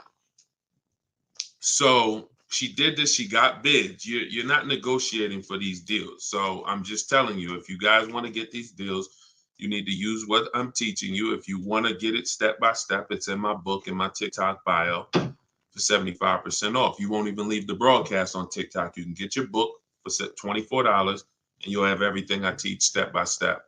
And same thing on Instagram, in my Instagram bio. You can get it for 75% off for 30 minutes. So I want to show you guys this. And you know what? That lease deal is too great. I don't even want to use that. Let me use something that our average people are getting no problem. Like, because Zafrina's lease deal was just ridiculous. $579, $65,000 Jeep Grand Cherokee. From home, by the way. 60 minutes. Maybe she put in 90 minutes. It was her first time using this stuff. 90 minutes. So Danielle got $550 a month. First payment was all she gave them. So there was no money down. She got an Audi A3, $44,000 new vehicle. She's paying $550 a month.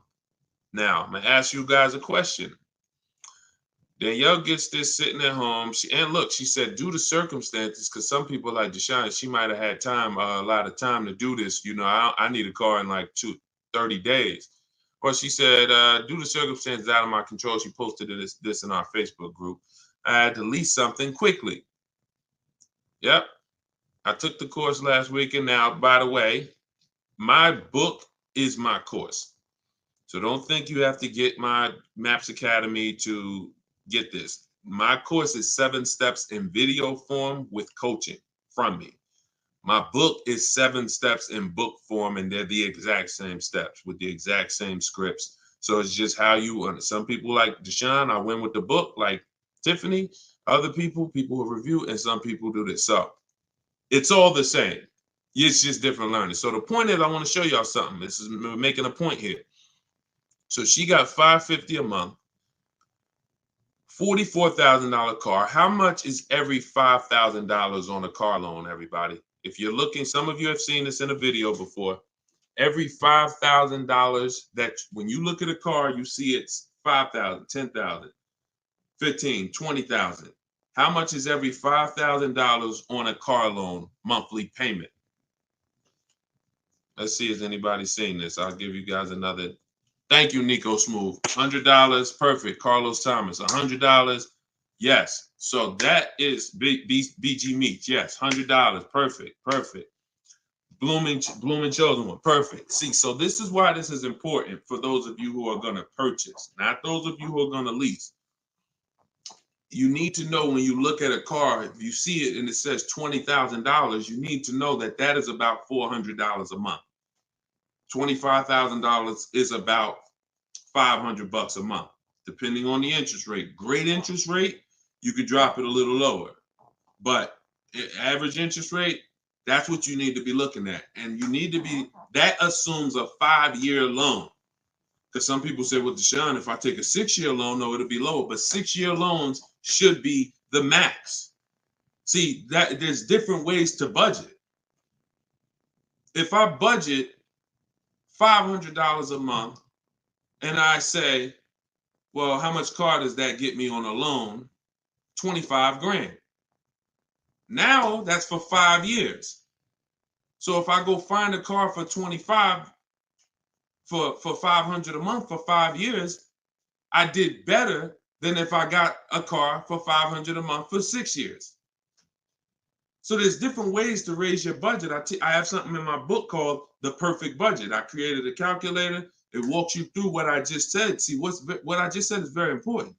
Knowing how much you can spend if you get a 5-year loan, and then saying, all right, if necessary, I'll go with a 6-year loan and bump myself up, but I'm still below my max budget. But I'm not going $500 a month for 6 years. Can y'all tap the screen and run the likes up on TikTok? Keep running them up if y'all getting value out of what we're doing. So we're still making a very good point here, okay? I'm spending really most of this stream going deep on the first question. And I've never done this before, so we'll see if it works. If Somebody said I have a new truck, new advice, any advice? So I went right into the most important question, which is leasing versus buying. How many years am I going to keep the car? And I'm now showing you why you cannot get a great deal on a car if you buy when you should have leased. So let's wrap this up. So we can see here, Danielle got $550 a month on an Audi, no money down. Now let's take the same vehicle and let's pretend she purchased it. She didn't know about leasing versus buying. She just listens to a bunch of people, bad advice, who say never lease a car. So she goes in, she's looking for the same Audi Q3, A3. It's her dream car. So, oh, I've been wanting this for a while. So excited. So how much is this going to be? I'd like to do no money down. Okay. Well, $44,000 car. Forget the taxes. Forget everything. Let's just say, forget that. Let's say they throw that in. We'll pay the tax and everything. Let's say she just finances $45,000. What's her payment? $900. Some of you who are in the math, you would like Deshone, yeah, $900. So she drives out of there. She drives out of there paying $900 for the same car Danielle's paying $550 a month for. Now watch this. Let's just say, now I'm going to show you because I know what you're thinking. Deshone, please send my free book. Okay, I got you. DM me though. So I want to stay on topic here. All right, so let's just say some of you are like, well, Deshone, I got a great deal on my last car. I wouldn't pay the same price that Danielle could pay for. Let's say, what's an unbelievable deal on this $44,000 brand new Audi? How much discount? I'm gonna let y'all decide. I'm gonna show you why there is no way for you to get a great deal when you purchase when you should have leased. We're gonna kill this. Some of you are gonna be set free right now. So let's just say, what's a great price? $44,000 brand new Audi Q4 A3. What's just a ridiculous discount? How much off? Let's say like the best deal that you could ever think on a brand new car. Look, all right, it's taking y'all a while to type. We're looking. What's up? Heck, none of y'all ever saved money on a car before? Some people, oh, Deshone, I didn't think we could get discounts on cars. All right, I like that. Nico Smooth, I like that. Let's say the person got $10,000 off. Okay? They got $35,000, which is essentially, let's say they got $35,000. The car is $44,000. So let's say they got $9,000 off, which is essentially 20% off the price of the car. Just brand new, nice, popular car. They catch the dealer sleeping, getting bids from home. $10,000, $9,000 off, $35,000. That's what they're getting the car for. Put your taxes on there, because now we're already being super unrealistic. We're not gonna be ridiculously. Let's just say taxes are on there. You know what? Let's just say no. How about this? Not only did she get 20% off, they paid the taxes too. So she really got like $13,000 off. We'll pay the taxes too. Just finance $35,000 even. What's her payment? The most ridiculous new car deal we could ever imagine you've ever seen, we just went over. To show you, no matter how good this is, she still is about to lose because she's purchasing and she should be leasing. Watch this. And I'm going to tell you, when the person who purchases wins, $700. Thank you, Paper Chasers. Lisa, $650. Those are the estimates. Where do we win at?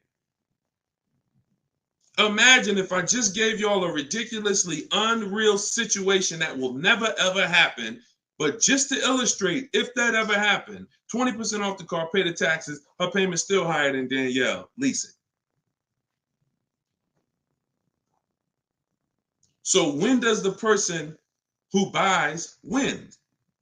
When they keep the car long enough to outlive the depreciation.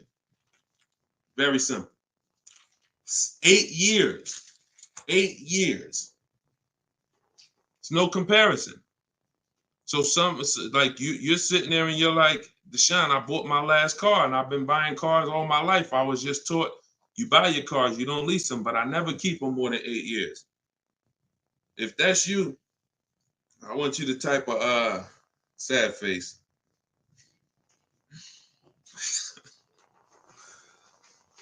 You've lost a lot of money. So what would you rather? Would you rather never hear about this, really go all your life listening to bad advice? And we might wrap this because we still got time. Before we even go back into more questions, we actually may go a little, because some of you are like, Deshone, well, what if you buy a used car? Because you just compared that to a new car. All right. So let's just go back one more time. Let's pull up Danielle's because we're on that scenario. So we already said Danielle drove out with a $550 a month lease, paid her first month's payment. Best impossible deal that'll never happen, unrealistic, made up, make-believe deal we just ran was still a higher monthly payment. So imagine with somebody who just goes in regular negotiations, maybe gets $2,000 off the list price. They're leaving paying it's people right now paying $800 a month for this car, $700 a month, easy, no money down. If they didn't put money down, some people tell you, oh, well, I'm paying I got an Audi and I'm paying only $6,000 for it. They never tell you that they put 10 grand down. They never tell you that they put 10 grand down. They forget about that because the day they give the dealer 10 grand, they want to forget about it. So they're definitely not going to bring it up in the story. No money down deals. This is what you're doing most times when you're leasing. So let's go back. Let's say somebody decides they're going to get a good price on a used one. Let's just throw the scenario in here real quick to end this. Instead of a $44,000 brand new one, they find one for like 28. Great used car price, 44,000 new. I got one for 28, maybe 4 years old, low miles, 36,000. Great deal, below market deal. Get it for 28. 28. Throw my taxes and fees on there.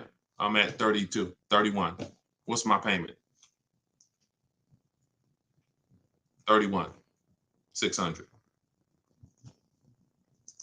Look what I'm buying too, because some of you that's what you think about with a used car. But I like the monthly payments.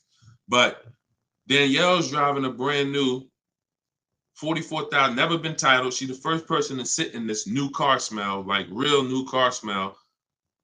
Latest and greatest options and features, full warranty. If anything breaks on the car, she's covered for 4 years. She won't lease it. She won't have the lease for more than 3 years. She's paying $550 a month. A person who's buying this same car is paying $800 a month, $900 a month. And a person who's getting a used version of this, 4 years old, 1 year left on the warranty, 3 years old, 1 year left on the warranty, and they're paying $600 a month. Everyone's paying more than her. And these are lease deals that we get all day long. Everyone's paying more than her. We can put every scenario. Only person that's not paying more than her is somebody who just drives like a 10-year-old Audi, 12-year-old Audi. They go pay cash for it, buy it from Facebook Marketplace or something like that, or people who go to the auctions and get, like a 12-year-old one. Those are the only people who could, flip cars and not lose. Everybody who's buying newer cars, is paying more than her. It's people paying $500 a month because they bought their Toyota Camry. They're paying $600. So you're paying $600. She's driving an Audi, $44,000 vehicle, no money down. You're paying $600. You're driving a Toyota Camry that you're not going to keep for more than another 2 years. Any car, replace it. Chevrolet, you could be, Camry, Honda. You're not keeping these cars more than 8 years, and you're paying these ridiculous car payments, and you're the ones that, unfortunately, because you believe bad advice, you are not winning. You're losing. But would you rather me not tell you? God willing, you're like, man, I'm glad I'm young. I'm going to still buy more cars. Most of you are still going to buy more cars. It's good for you to find this out now rather than you never found out and you just passed it down to your family and your kids. And now They heard they don't lease. Now you got your 25-year-old. He never heard about leasing. He goes and he gets himself a $30,000 car because he got a good job. He said, all right, I could afford a $600 a month payment. He gets a $30,000 car. His payment is $600 if he put no money down, or maybe he put 10 grand down, whatever. Point is, he's paying between $400 and $600 a month for this car when he could be leasing a brand new version of that car for $350 a month. $350 a month, $600 a month. These payments are nowhere close. It's nowhere close. Depreciation is the unseen expense. So this is all step one. See what I'm saying? So when you're reading my book, you're going through leasing versus. I got a video on this, by the way. This is in my digital book. I'll link to certain videos to help you guys really understand certain concepts. But this is what we do. This is step one. Leasing versus buying is step one, because I know who was taught, be honest, never lease a car. Type me if you were taught never lease a car. You don't need a down payment, Lisa, and you don't need excellent credit. You need good credit. No down payments. I can show you right now, Lisa, on the screen. You can't see it because we rebroadcast these shows on TikTok, but you'll see it on Facebook, YouTube, or Instagram because they can see the slides that I'm sharing. Like every deal that I'm gonna show, like Kimberly. Look, she got a $91,000 Maserati. $944 a month, 39-month lease. $944 a month, $91,000 Maserati. She got bids. Use what I'm teaching you in my book. She got bids. 7 competitive quotes ranging from 1% to 1.8%. That's a crazy, but she saved 20 grand on a brand new Maserati. No money down lease. Bonita, this was in the middle of the pandemic. When people were, the Kia Telluride was one of, if not the most popular SUV all through the pandemic. People were paying $800 a month, $900 a month, $1,000 a month for these Kia Tellurides. She leased one in December 2022, and she got it for $600 a month, and she gave them $600. That's all she gave them. So, ask questions. It's better to ask questions about things that, you may not understand versus making statements. Because when you make statements, sometimes it can mean you're not in a full posture of learning. But I do get that you're dropping. Many of you are.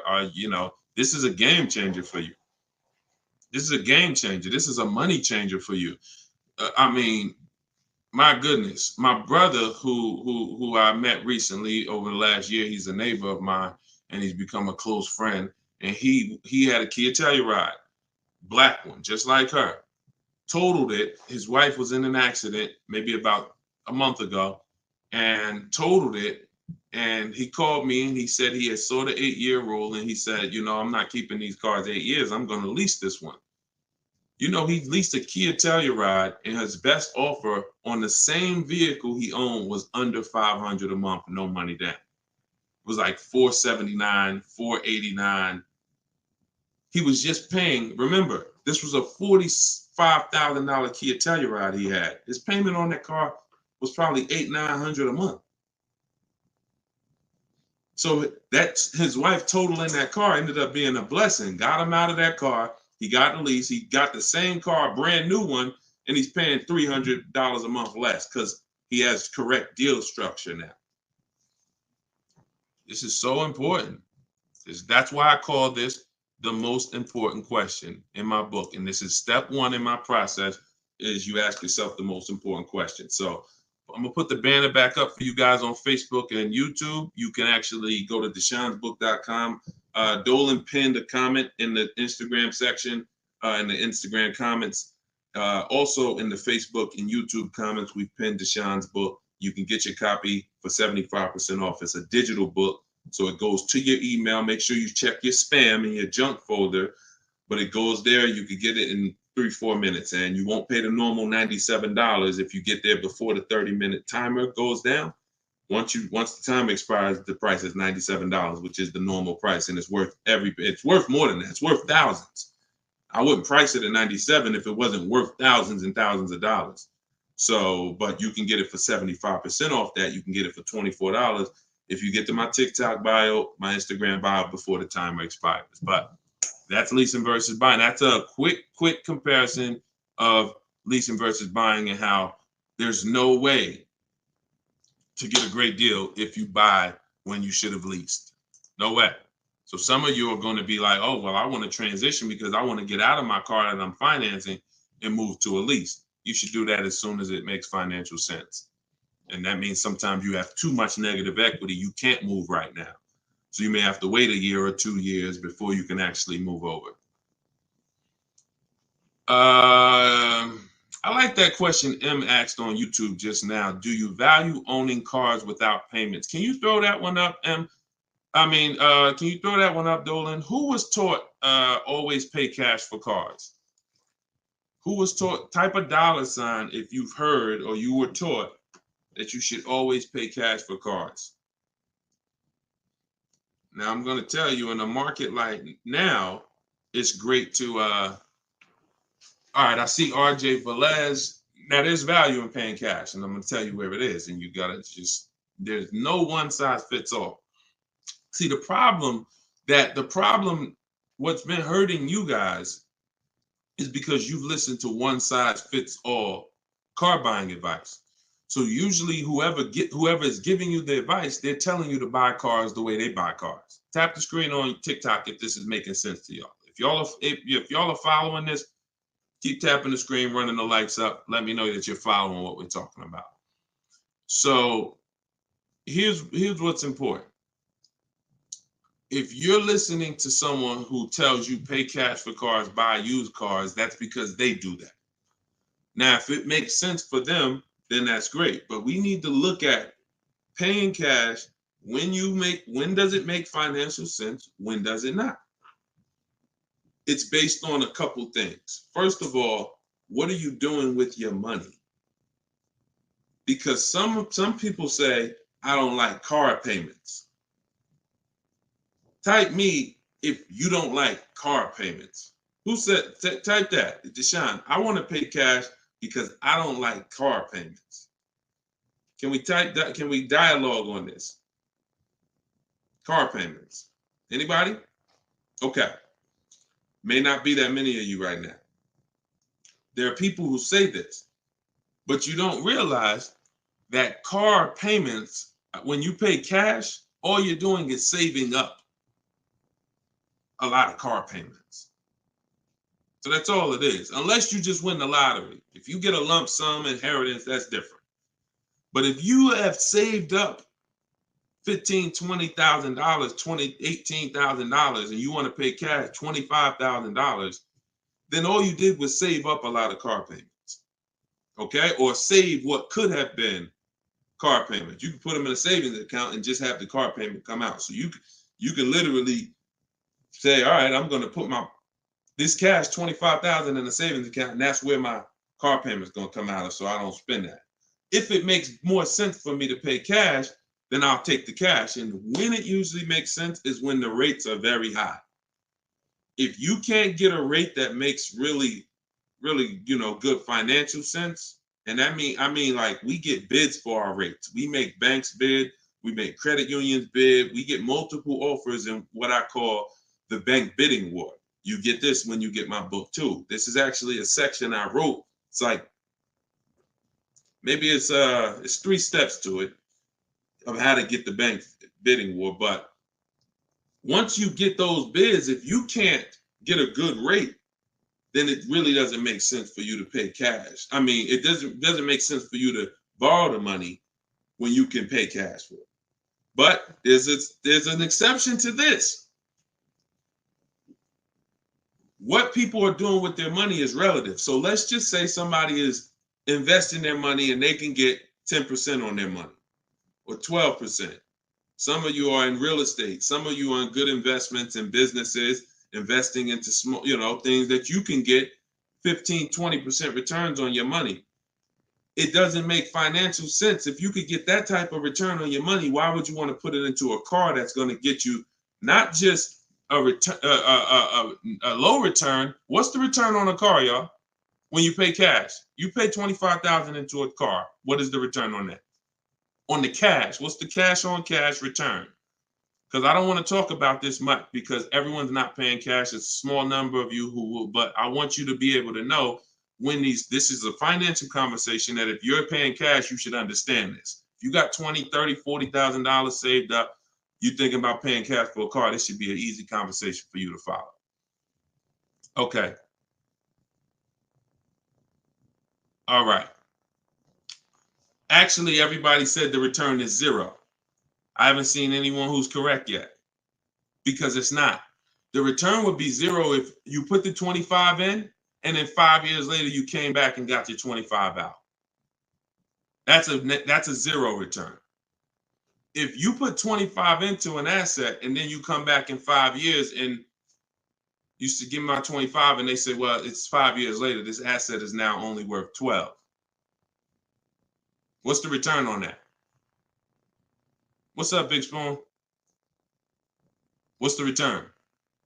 Not 0. It's negative. It's negative. So you wouldn't take money out of investments that are getting you 10%, 12% or more to put into something where that cash is going to be a negative return on your cash. So that's one thing to consider based on who you are. Another thing is to consider if your money's not invested, you're not doing anything with your money, then just keep the debt down. Keep the debt down. Another thing we do is we see if there's any special rates on the car we're buying, because and when rates are high, traditionally, you're not getting a low rate from a bank or credit union. Rates are 6, 7, 8% on average. You're not going to see 3%. But sometimes you'll see 3% as a special rate.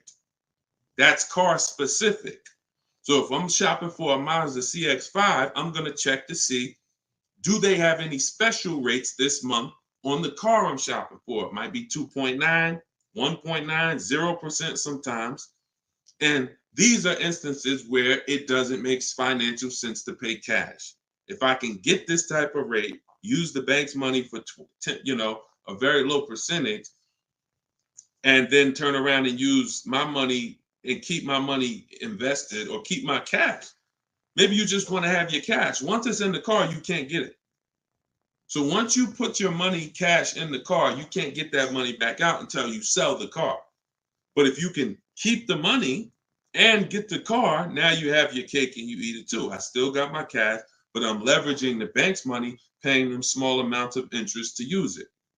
So people see interest as the only loss. I don't want to pay interest. That's programming. That's not what would be talked about in a finance conversation. And if you want to get religious, because some of you say, "Oh, I don't want to pay interest because of religious reason," then it's a partnership. It's not a debt. It's a partnership. Anyway, let's not get all into that. Just paying cash is right sometimes for some situations. Paying cash is not right sometimes for other situations. The key is, which situation are you in? That's the key. Knowing how to ask yourself the right questions. Which situation am I in? I'm getting good returns. Stock market been returning me X% lately. Hey, this many years, this has been my return. I think I'm going to keep my money invested and I'm going to use the bank's money. That's right for that person. All right. So that's a great question. I don't know how we went deep on that, but we're going deep in this stream. I normally do rapid fire Q&A. We're going deep on some subjects. And again, this is all in my book. Everything that I'm teaching is in my book. Every part of my strategy, it's a 7-step process. First step is most important question. Second step is deal structure. The equity assessment for those of you who are replacing a car or a lease, assessing the equity in the asset to see how much money we can pull out, if any, to either put in our bank account or use in our next transaction. Third step is deal structure. Fourth step is shopping, not buying. It's actually called shopping, not buying, where we enjoy shopping, we enjoy test driving, we enjoy the process. We're about to spend $30,000, $40,000, $50,000, $100,000. We actually enjoy shopping for the item. There's no pressure because we're never talking numbers in the dealership, ever. That's our rule. Step 5 is multiple offers. So once we've selected what we're going to be getting, it's time to get multiple offers on it. If we're getting a used version, it's time to see multiple options of it. And if in step 5 in my process, used car shopping is online marketplaces. You're using online marketplaces, cars.com, carfax.com, autotrader.com, cargurus.com, Carfax, CarMax, Driveway, and Carvana. 8 marketplaces, eBay Motors. See, some of you are missing great deals because you're only looking at 2 of the marketplaces. That's like you're not going to see below market deals until you can see the whole market. So when we're shopping for used cars, that's what we do. When we're shopping for new cars, we use my 25 to 5, where your goal is to get 5 offers. If you are shopping for a new car or a lease, your goal must be to get 5 offers, because until you get at least 5, you are not going to get a below market deal, because we have thousands of people who have come before you who have used this, and they report to me, they report their deals to me. So when I can tell you the deals we see, we have to get at least 5 offers, because 4 are overpriced. Some people get 6, 7 offers. You saw Charles earlier on his Palisade. I think he said he got 10 offers. But once you learn how to get them from home, either you could do it your way, you want to call and get them, you want to ask for managers to get them. I don't care what you do. If you're using my process, we don't do any talking. So when you're using my book, we're not talking, because when you talk, who knows, when you talk, you can say the wrong thing. When you type, and then you're typing what I wrote for you, because in my book you're using what I wrote for you to talk to the dealers by email. So I can't even say talk to the dealers, to communicate by email, because we know everything they're going to say. So then the step 6 is paperwork and protection. Once you get your lowest offer, you find the best option, it's time for the paperwork. And then step 7 is delivery. That's it. So everything that I teach is out of one of those 7 steps. And, part of why you have not gotten the deals that you see me sharing is because you don't have any process. You're just winging it. You're just hoping things go well for you. And that's just not a place of empowerment. That's just not a place of empowerment. Strategy is here. So, so we went deep on some of what's in that book and what you'll learn if you get it in the comment section, or you can get it in my TikTok or Instagram bio. If you're watching us on TV, you can also scan that QR code with your phone. And as long as you get there before, but now you're seeing why the book's worth $97. I see why you priced it at $97, Deshone. You know what I'm saying? That makes sense. You breaking this down and telling us what's in the book, and it's a digital book with links to videos and scripts and things you copy and paste. Oh, I see why this is a $97 book that you can get for 75% off. $24 before the timer runs out. Go ahead, Dolan. Yeah, this has been good so far, though. I do like this. Are you enjoying this dynamic? If you are, type something. The word something. Let me know you're enjoying this. All right, this is from TikTok. I'm told lease deals are new each month. Yep, they usually are. Why shop if brand has same financing deal? There's no same financing deal. So lease deals change every month. I want to make sure I'm trying to understand your question right.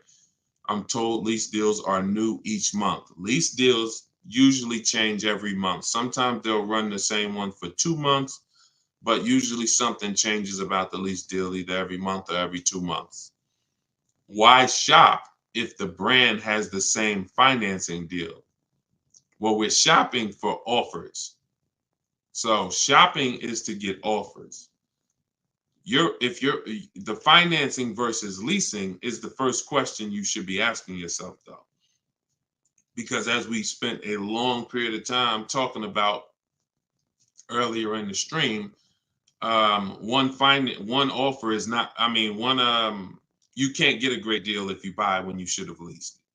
So if you didn't see that, definitely watch the replay on YouTube or Facebook. But the financing and lease deals are extremely different, and they're going to be entirely different prices. And we can't even another thing you're doing, if you're buying a car, looking at the special finance deals is important, because that's how we see if they have 0% or 2% or 3%. But looking at the lease deals is absolutely pointless.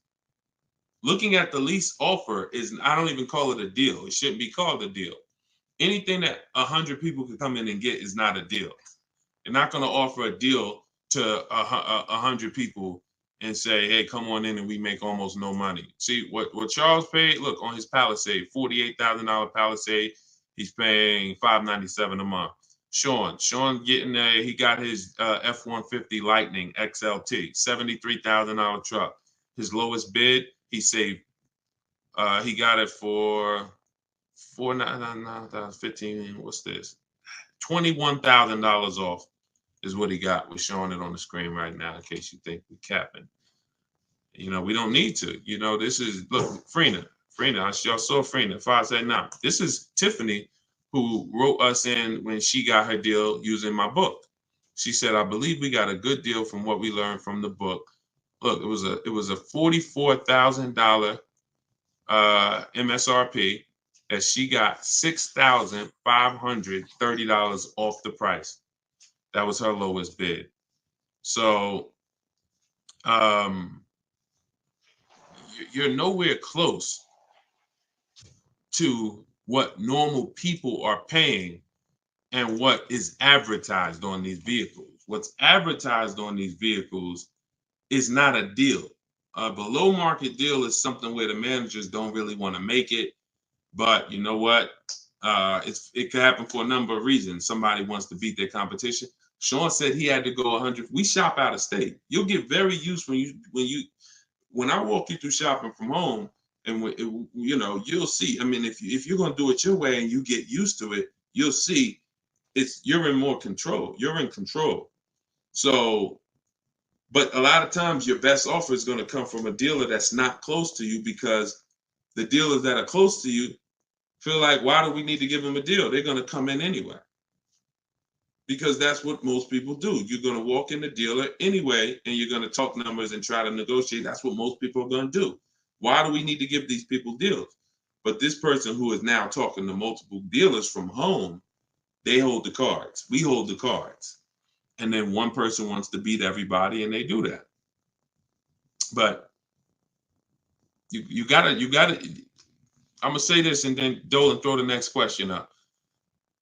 If everyone could get below market deals, then they wouldn't be below market deals. They would be normal deals. It would be the average price. Y'all, is that clear? Is that clear? If everyone could get below market deals, if it didn't take strategy to get below market deals, then they would just be regular deals. All right, this is Rhino from YouTube. What is a good range of credit score to go for a lease? Great question. Anytime you guys hear a question you like, just start tapping the screen, please. Appreciate y'all continuing to run the likes up on TikTok. What is a good range of credit score for a lease? So what I teach is the parameters. It's more about profile versus just score. The score is one step of your profile. It's one portion of your profile, score. But you also have income. You have something I call comparable credit. I don't call it that. The bureaus call comp credit, which is you've had a car loan before. So you could have a lower than fair credit. You want to be in at least fair. If you're in the fives, I wouldn't go a lease route. I would go a different route, which I have in my book. You get a smart car, set yourself up for a lease. Not the smart car that y'all thinking of, those little ones. It stands for saving money at the right time. We get the smallest car we could get a loan on, pay the payments for 2 years, then we flip into a lease. Because again, payment history weighs very big. So, but if you're in the 620, 630, but you got on-time car payments for the last 3 years, 2 years, 5 years, you might have, high balances with your credit cards, but your car payment has been paid on time, but your credit score is low because you're using a lot of your available credit. So in that case, you got a great shot of getting a lease because you're replacing a car, you're replacing a payment, you're not adding a payment. But usually, 650, 660 and up. 660 and up is usually the best to stay out of that manipulation zone. But again, if you have a lower score than that, but you have good income, good, you've been at your address a long time, these are things that weigh in the profile. You've been on your job a long time, versus, hey, you might have a 700 score, but you only been on your job for 6 months. That could affect you. So it's not just score, it's profile. But most leases are easier to qualify for than you guys would believe. I got my first lease and I had a 6-something credit score. Now I did have to pay, I remember $25 more because of my credit score. I didn't get approved at the first tier. I went up $25 or something like that. But I was still paying $256 a month for a brand new Pontiac G6. It's a $20,000 car. So I had friends that were paying $500 a month for Toyota Corollas, $20,000 cars. $23,000 brand new Toyota Corolla. They're paying $500. They're paying, and I'm paying $256. These things make a difference in households. Thank you for answering, brother. Just purchased your book too on your website. Enjoy it, brother. Now, I don't even say enjoy it. I use it. Use it. And there's 2 ways to use it. I don't recommend going through the book and then shopping. I recommend you don't, the book is written in a way where I ask you, it's like if you called me and said, hey, D, what's my first step? Here, do this, and then call me back. You wouldn't call me and be like, Deshone, give me all the steps. I wouldn't give you all the steps because you would forget them. I would tell you, all right, how many years we keep in the car? 4. Okay, we leasing. How many years we keep in the car? 10. All right, we purchasing. Then we're gonna move to the next question. We need to do our equity assessment. Go on these websites, call your bank, get your payoff, do these steps, call me back. Okay, boom, I did that. All right. So once you put those things in an order, you'll see that you threw me off, Dolan, throwing that question up. But yeah, Rhino should. Oh yeah. Anyway, what I was saying is use it. So you could go through the book. I would recommend you go through it, do 1 step, check it off before you move to the next step, so that by the time you get to step 7, I'm congratulating you, saying, let's get ready for delivery. Not, oh, I'm at step 7. I read the whole congratulations. Oh, that was so nice. That nice message you write to us when we get our cars at the end. That's nice, Deshone. You shouldn't be reading that until you got your car. You get what I'm saying? I'd rather you go through the book that way. It'll be a lot quicker, a lot more effective for you. All right, but use it. Use it. Great. All right, Dolan, throw that up for me now. Thank you, man. Appreciate you. Okay, Freon on YouTube said, what about refinancing when the rate drops? Absolutely. If I'm buying a car and I'm paying a high rate, what is considered a high rate, 7-8%, depending on the car. Now, there are times where rates are high. That's the best offer you could get. But there are times where we know rates are 3%, 4%. There's time when the rates was 2 and change from the credit unions and things of that nature. So, relative to what they've been, these rates are high. So, yes, as long as you have a great car, the goal is always to get a great car. You could change the loan, like Freon said, by refinancing. So let's say I have horrible credit, 400 score, I need a car. I'm going to make sure the car I get is absolutely a great car. I mean, it must last. This is the thing you need to be looking for. I need to make sure I'm getting a car that's going to last, because I could always fix the loan. But if you fix the loan refinance, but you got a bad car. You got a car with 100,000 miles on it, and now you're saying you're going to keep it 8 years. You're not keeping that car 8 years in a lot of cases. It has too many miles on it. So you should be shopping for a car saying, okay, I'm planning on keeping this 18 years. I want to get myself something with 60,000 miles. Now that might mean you can't get the big SUV. But if you get the big SUV and then the car breaks down in 4 years, it defeats the purpose anyway. So you could always fix the loan. Don't get a bad car. Very, very important. Or that really destroys a lot of these long-term plans that you need to have. Okay? But yes, everyone will be refinancing when the rates drop. That's for sure. Go ahead, Dolan. Next one, please. Great questions. Great questions. Yes, these are some great questions. From TikTok, I have a car with a lease ending in a couple months. Buyout is 35, but Kelly's Blue Book is 44. Should I buy out the car with the option to sell after? We don't usually buy leases, in fact, ever. Why are we so big on buying our leases? Who told us that was a good idea? Who told us going from buying? Think about this. 3 years ago, I drove off the lot with a very nice brand new car that I was paying, hopefully, a decent payment on. Why am I going to stop doing that to now buy a used car? What's the benefit to us buying these leases out? Maybe I don't see it, because what I explain is it's a horrible idea. It's a horrible idea. One exception, if you're keeping the lease 8 more years after you buy it, then it's fine, because it's just like you bought a used car. So you really kept the car how many years if you leased it for 3 years and you're keeping it another 8? See what I'm saying? 11 years. So you're going to win. It's still a bad idea, but you'll win somewhat if you keep the whole car 11 years, because I'm going to tell you why. Once you get the used car, you reset everything. You got that's a whole separate transaction. If you lease a car,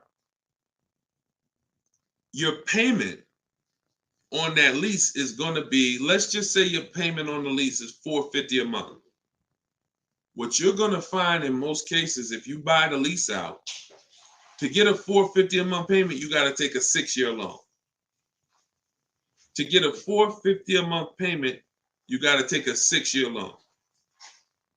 So you already leased the car for 3 years, and now you're purchasing the balance for another 6. You leased the car for 3, you're purchasing it for another 6. That's 9 years. So why did I just say the only way to win when you buy your lease is to keep it at least 11 years? Because how many years of payments are most people going to have? 9.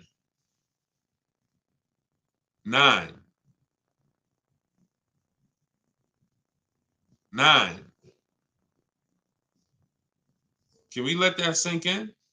A person who buys their lease, like most people are going to buy them with 6-year loans, you're paying for 9 years on the same car. 9. Even if you get a 5-year loan, 8 years on the same car. So it'd be a shame to go pay 8 years on the same car and then turn around and do that all over again. So you want to keep it long enough to at least, hey, I had 2 years of no payments though. You know, I had that car 11 years. I only had 2 years of no payments on it. That's a pretty bad way to live. You're paying on 9 years old, 8 years old, you're still paying on the same car. 7 years old, still paying on the same car.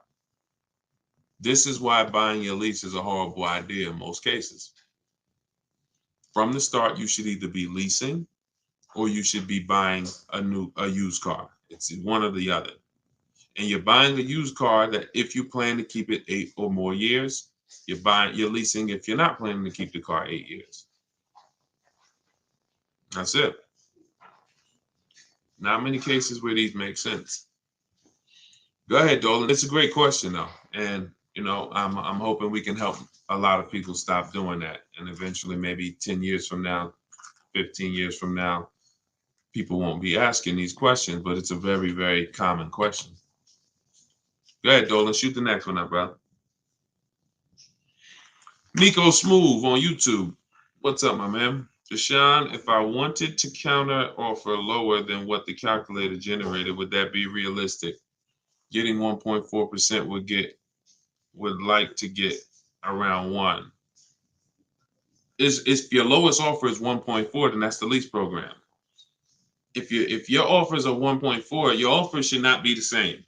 That means you don't have enough offers. If all the offers are in one spot, 1.4, that means you're not getting enough. Once you get 5, 7, you'll see they should be at least $150 to $200 a month difference. That's how it should be. 400 to 600 a month. 600 to 800, 600 to 750. That's how it should be. Now, if you once your lowest offer is 1.4, but you have 1.6, 1.7, higher offers than that, then 1.4 is the best. And that's the lease program. There's nothing you can do about the lease program. All you're doing is finding the dealer that's going to agree to discount the car the largest amount. The lease program is then going to dictate what the payment's going to be. But yeah, you're on the right track. Go to a Plan B vehicle. It's surprising how different every single vehicle has a different lease program. In regards to what and just to really hammer this home, Zafrina, who we showed first at the beginning of the stream, she had a $579 a month lease on a $65,000 truck. She was shopping for a Jeep Grand Cherokee Limited because that's what they had and they were replacing the lease. So she gets a 1.1 and change. It was like under 1.2, like 1.19 or something like that. That was her best offer on a Jeep Grand Cherokee Limited. That's a great lease. That's a great deal. $600. That's a great lease deal. Probably a $450 payment on a $40,000. Great lease deal. But she said this guy is saying that he thinks he might be able to do better on a hybrid Jeep Grand Cherokee Limited. He said he could probably get me below the 1%. I said, okay, you need to get 5 more offers at least. Because what if he's saying he could do better on that version, that means that version has a better lease program, which means you need to get your 5 offers again. She called me 48 hours later. Well, she posted in our group saying that she had gotten that $579 a month, which was a 0.88% lease. So that's not only is every vehicle have a different lease program, every trim level has a different lease program. Almost trim levels can have different lease programs attached to them. In many cases, they do. All right, great question though. You could also wait it out, Nico, if you have a little more time and see what the programs are next month. Go ahead, Dolan. You can shoot the next one up. Can you lease a car if you have a bankruptcy? Sure, but you need to rebuild your credit.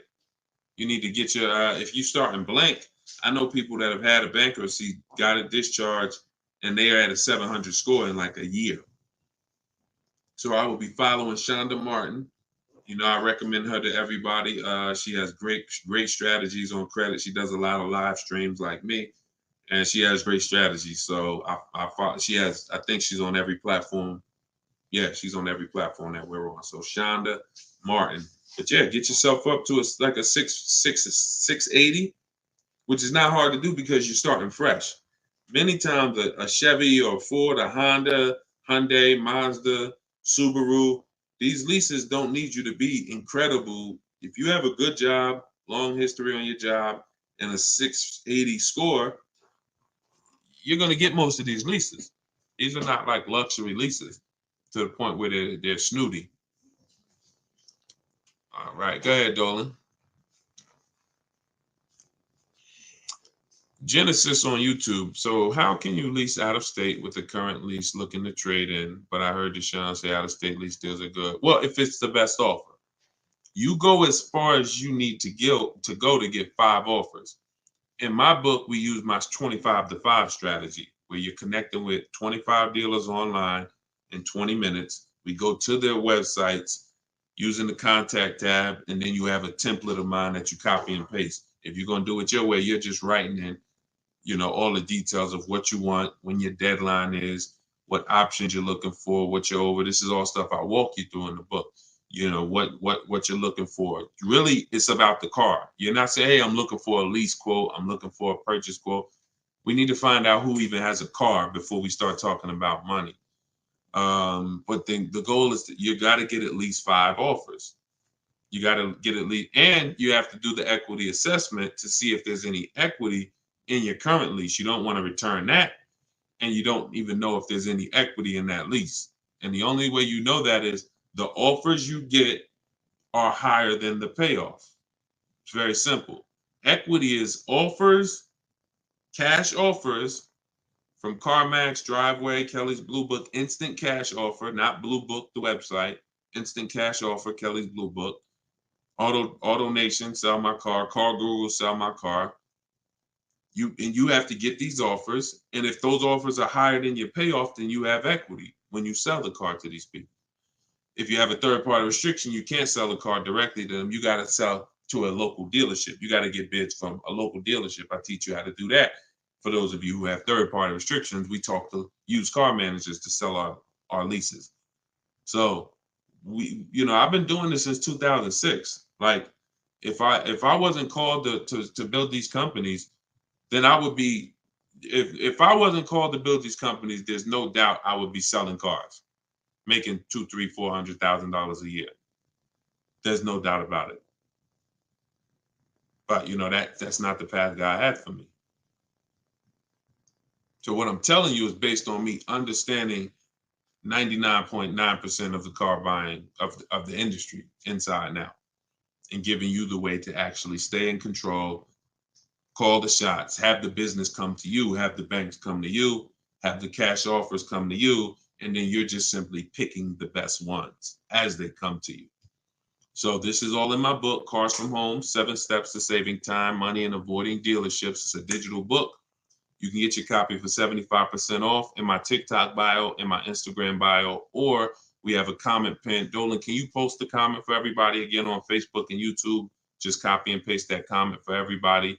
And also we'll put a banner up on the screen for those of you who are watching us on television. You can scan this banner with your phone, and it'll take you to the 75% off page. So you'll only pay $24. You won't pay the normal price of $97. But that offers for 30 minutes. Once the timer does expire, $97 is your price to get it, which is still a great price. I'm sure everybody who spent time with us today can see why $97 is going to save you probably tens of thousands of dollars, depending on how many cars you get.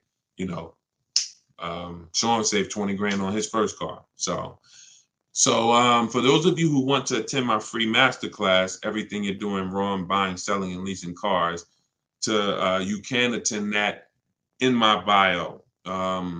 We'll also put another comment for those of you who want to attend that. That's about an hour-long class, and I'm teaching very specific.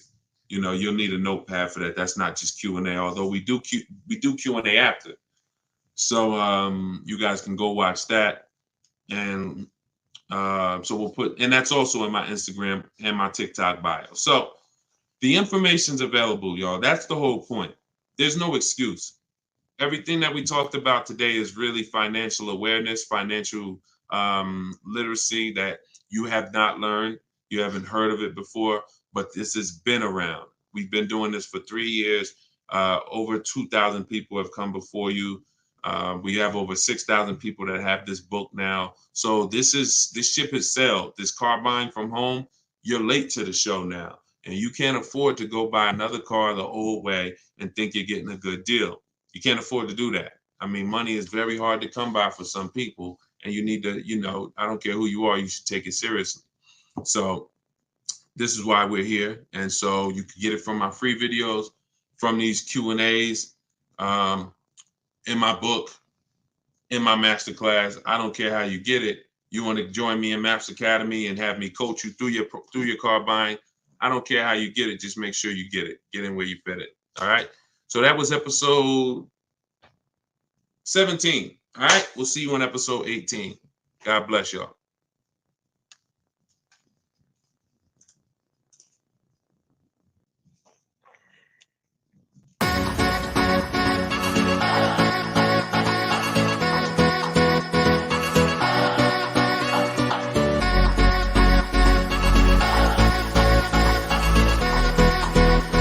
The worst possible thing you could say when you walk into a car dealership. I spent 5 years with Mercedes-Benz, 5 with General Motors, and the worst thing a person could say when they walk in is, if you could just get me to this payment, we got a deal. So your loan's probably still like 19, which means you got to pay to get out. You're upside down. It's called negative equity.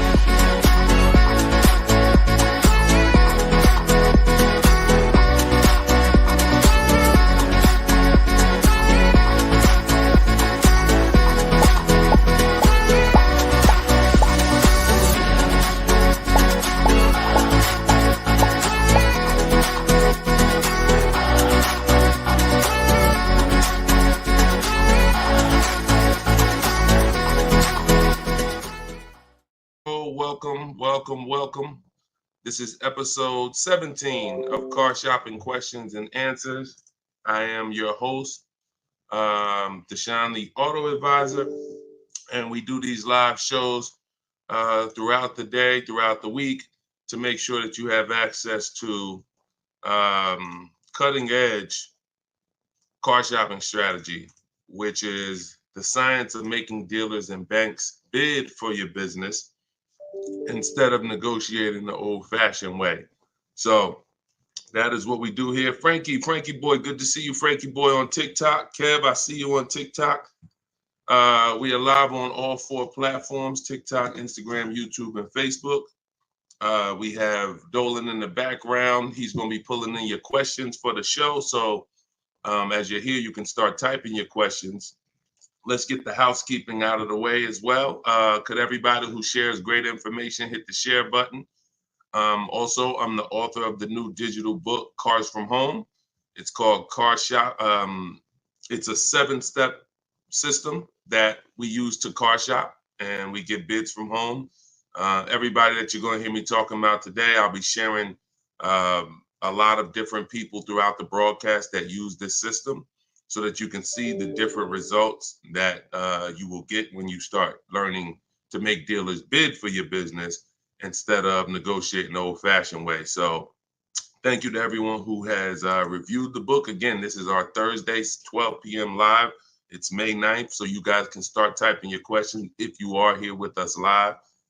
And for all of you who do want your copy of my new book, Cars from Home, 7 Steps to Saving Time, Money, and Avoiding Dealers. We have a link in the comment section on Facebook for you guys. We also have a link inside my TikTok bio, inside my Instagram bio, that you guys can use to get your 75% off your copy. So you won't pay the $97 price. You'll pay $24, but it's only for 30 minutes. So once the 30-minute timer is up, the price is $97, and it's a great price. So all of these people you'll be hearing throughout the show have used the strategies that are in this book to save thousands and thousands of dollars from home. And that's where I'd like you to be as well. So Dolan, as you get the first questions coming in, feel free to throw them up, and we'll get right to it, y'all. Let's go. Whenever you don't see the banner above me, you know we're actually live. When you see the banner, that means we're rebroadcasting, because we do rebroadcast this show throughout the day. But whenever you don't see the banner, that means we are absolutely live. Okay, so start typing your questions. Type them fast, and we'll get to it. T. Del Mar on Instagram. I'm leasing. Now test drive. Why do I ask for an older salesperson? Won't any salesperson be okay? No, any salesperson will not be okay. Some salespeople will bring you in for a test drive, we talk to people who are experienced in the dealership. So when we talk to them and we ask them, do they have a car that we're coming to see? We know 9 times out of 10, they're going to be honest with us. You get a new kid on the block or a salesperson who doesn't care about this stuff, they'll get there. Who's ever gotten to a dealership, was coming for a test drive, and then the dealership said, oh, that car got sold, or that car is not here anymore by the time you get there? If you've ever had that happen, type me. You set up a test drive, you come in, oh, I was coming to see that car. Oh, it sold like, 2 hours ago. It just sold. See, when you're dealing with experienced salespeople who are honest, exactly, Peaceful Grace on TikTok, you understand. So this is why every step that I teach is important. Even things that you might see, okay, why is he telling us ask for this person? It's because if you don't, you run the risk of running into a salesperson who doesn't care. Oh, you'll get there and just, oh, well, that car sold, but hey, I might have another one. Let's look at some other ones. No, we don't go for that. We don't go for that. Our test drive is strategically set up to try to guarantee a successful test drive where we can be in and out that dealership in 20, no more than 30 minutes and coming home. Okay, let's go. Nothing is left to chance. All right, go ahead, Dola, shoot the next one and keep your questions coming, everybody. We'll try to get through as many as we can.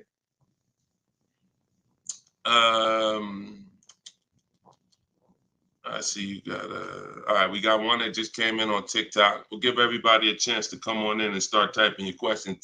Try to type them all in one question, kind of one long question versus, continuations and continuations. Shaderick Will on TikTok. How do I get out of a finance contract without it being on my credit as a repo? How do I get out of a finance contract without it being on my credit as a repo? Well, let's talk about how not to do it. If they take the car back because you didn't pay them, that's a repo. So if they take the car back because you didn't pay them, that's a repo. So if you do that, that's a repo. So let's talk about how not to do that. You could sell the car. The only way to get out of a car without it being a repo is to sell the car. So you need to find out what your equity position is in the car. You need to call the bank, ask them how much you owe. That's called a payoff. Get your payoff amount, how much you owe, and then you're going to get offers. You're going to do what we call an equity assessment, where you go into the 6 online car buyers and you get you get these bids: CarMax, Driveway, Carvana, Kelly's Blue Book Instant Cash Offer, AutoNation Cash Offer, and Car Guru's Sell My Car Cash Offer. Those are 6 different cash offers that you're going to get, and whichever one's the highest, that's the one you would take. What's up, Dave DFW? I see you. What's up, Yono? That's how you get out of the car. The only way you're going to get out of a car you want to replace people is to sell your way out of it. Because we don't trade. In most cases, we do not trade because you don't get all the money. When do you get all the money trading anything? You know what I'm saying? Who can tell me an item that when you trade it, you get the most money possible for it? I'll wait. Anybody? What's up, Bobby I Modern? What's up, Bell? See what I'm saying? So we understand. You're not going to get all the money of anything trading it. You sell it. That's the way. And most times you guys are taking $2,000 to $3,000 to $4,000 less for your vehicles, trading them. You're losing. See, again, you can't take the price, the monthly payment seriously, but not take the price of the car you're buying seriously. Not take the shopping for your interest rate seriously. Not take the selling of your old car seriously. Because you may be more focused on saving $1,000 off the price of the car you're buying, but you're not putting that same energy into how you shop for your loan. You're giving the bank $2,000 or $3,000 more because you're paying higher interest. Or you're not doing this bidding process. You're trading in your cars. and you're paying $1,000, you're getting $1,000 to probably $4,000 less than what you would get selling these cars to online car buyers. So that's how you get out of a car. Only way you can do it is to sell your way out of it. And if you have negative equity, to pay the difference so that you can get out of the car. But if you just let them come take the car, you can finagle anything you want to try to not have it be a repo. It's a repo. It's a repo. And so the time 3 years ago, everyone could have sold their car and really got out of them because the prices of cars were so high. What's up, Alan Denson? Thank you so much. Appreciate you. Yeah, so that's it. Go ahead, Dolan. Shoot the next one in. This is our Thursday live show. My man, Alan Dawson. Appreciate you. Oh, Alan Denson. Yep, appreciate you, man. Thanks for supporting the broadcast. This one's Optimal Living from TikTok. This is our Thursday, May 9th live show at noon. So whenever you guys don't see the banner above me, that means we're live. You can send your questions in, and we'll try to get them into the show. Grand Rising, I want to buy a used approximately $10,000 or less, approximately $10,000, less than 100,000 miles, 1 or 2 owners, like a Honda, Hyundai, Volkswagen, good gas mileage, easy to repair. Any suggestions? Well, you have a lot of filters there. If you were buying under 10 grand, I would be looking at Facebook Marketplace. I would be looking at Facebook Marketplace because our used car strategy is to look at all the marketplaces where cars are. These are, you know, Auto Trader, Cars.com, Car Gurus, Carfax.com, CarMax, Carvana, Driveway, and eBay Motors. But if we're looking at a car that's under 10 grand, I would certainly be looking at Facebook Marketplace. Facebook Marketplace is where you're going to try to find a private party owner, not a dealer. Not a dealer. You're trying to find a private party owner that's going to sell you the vehicle, private party, not a retail purchase. A retail purchase is at a dealership that has done reconditioning on the vehicle to prepare it for the market. And so you're paying for that. You're paying probably 10% more for a retail purchase because it goes through the retail process. But if I'm spending under 10 grand, I'm looking at Facebook Marketplace to look at to get a private party sale where I could save probably another 10%, maybe a little more below the retail price. But that's really depends, price specific. Same thing with selling cars. When we get our bids, if our car is worth less than 10 grand, we usually I always tell people, it's in my book, if the car is less than 10 grand, when you get your offers, you could get probably 1,500 to 2,000 more listing it on Facebook Marketplace.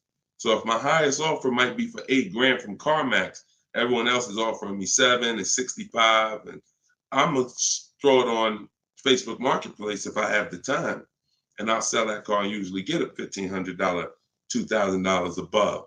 So it's the same difference. I would shop on there if I was looking for a car under 10 grand. I would sell on there if my car was worth under 10 grand. See, when you start going with cars that are worth 15, 20,000, trying to put them on Facebook Marketplace, most of the buyers there need a loan. Most of the buyers on Facebook Marketplace need a loan. So when you get there, they're not going to be, you know, most people don't have 20 grand to bring a private party. That's just most people. So the buying pool is very small for 15 to 20 grand, 30 grand private party. But the buying pool is very big for under 10 grand private party. So you always want to go to where the buyers are, where the best opportunities are. So yeah, that's what I would be doing. Great question, Optimal Living. All right, keep the questions coming, y'all. I see Sharita said, hey, I got the book. I'm stoked. This is great info. Thank you so much, Sharita. Enjoy it, use it. The things that are in my 7-step book, y'all, is everything you're learning right now. So everything that I'm teaching you is out of one of my 7 steps in my car shopping process. And my book is called Cars from Home. So it's all designed to teach you the science, walk you through the science step by step of doing 90% of your car purchase from home 90% of your savings are done at home, not in a dealership. The only thing we're doing in a dealership is test driving, is having our car appraised if we have a third-party restriction by a used car manager, and picking up our car if they don't deliver. Those are the only three things we are doing inside a dealership. All the negotiating, the price saving, the shopping the market, the research, the working with the bank, that's all done at home. And some people, some of you are going to do 100% of your purchase from home. If it's a new car or a lease, some of you could do 100% of it, because if the dealer delivers, literally you never went into the dealership except for the test drive, and then we get our bids and we accept the best offer. This is somebody who just got a bid. You can see the dates not too long ago. I contacted 25 dealers. Some of you know my system is used to, we connect with 25 dealers, with our goal being to get 5 offers. Because what percentage of offers is overpriced? Let's see if anybody on here knows. If anybody's been spending time with us, this might be a lot of your first time with us on the stream, but what percentage of dealers is overpriced? Let's see who knows. And this is why you must get at least 5 offers. At least 5 offers, because what percentage of dealers are overpriced, everybody? Let's see. All right, we may got a lot of new people on here. Maybe nobody knows. No, not 100%, Twan. Not 100%. Thank you, T. Delmar. 80%. Exactly. 80%. T. Delmar Instagram got it. 80% of dealers are overpriced. Now, this is not my opinion. I'm telling you guys. I've been working with people all around this country. I opened up my car buying school, Maps Academy, 2021. We have probably over 6,000 people now that have our book. So people report deals to me. I have hundreds of people who over the years report their deals to me. And that's what we see. We see 80% of the quotes we get are higher than the best quote. So when you get your 5 offers, one of them is going to blow the other ones away, but the other ones are going to be significantly higher. And when you look at somebody like this is Teddy. Teddy he said, I received 10 offers. He said, I only used the scripts provided. So in my book are the scripts he's talking about that you copy and paste. This dealer's initial quote came back at 937. Using the counter offer calculator, which you have in my book as well. Using the counter offer calculator, I countered at, I closed on this, wait, hold on, I can't even read. I closed on this 2024 BMW i4. MSRP is $73,855. $73,000. Pay attention to this, y'all. I counted at 829. He came back with 856. My highest offer during this process from a different dealer was 1123. My local dealer, it's a lot happening here in this post if y'all pay attention and dissect it. My local dealer came in at 986 and even told me in an email that he didn't think I'd find a better deal out there. I didn't speak to one salesman on the phone until after the credit was ran and the deal was secured. I even got them to cover my last 2 lease payments. This is how you get, see, if I was to ask Teddy right now, Teddy, bet me $1,000 that there's not a better deal out there. He'd most likely take the bet because he connected with 25 dealers. He got 10 offers. He used it. You can never accept a deal without countering, because we don't know what the bottom is until they say no to the counter, or until they say, no, I can't do that, but I could do this. Now we know they're at the bottom. So all of this stuff can't happen. You're not going to have price assurance, which means you guarantee you paid the lowest price, and you're not going to be able to get these numbers until you sit at home and start getting the offers at home. It is impossible to get these types of numbers, this type of confidence, this type of assurance walking into one dealer. Even if you got a good price, there's no way you even know it's a good price. until you have enough offers to know this one right here is the best offer. He might have thought his local dealer was making him the best offer at 890. What did he say? His local dealer came back 986, because remember, he has other offers that are 1100. But if he accepts that offer, he's never pulling away in this BMW for $856 a month, a $73,000 vehicle. Now, again, I'm gonna ask y'all before we pull up the next question, and we are live right now. It's Thursday, it's May 9th, and this is our 12 p.m. show. Once again, I'm gonna ask y'all a question. When you look at what he's paying, some of you have seen every $5,000 on the price of a car is how much a month?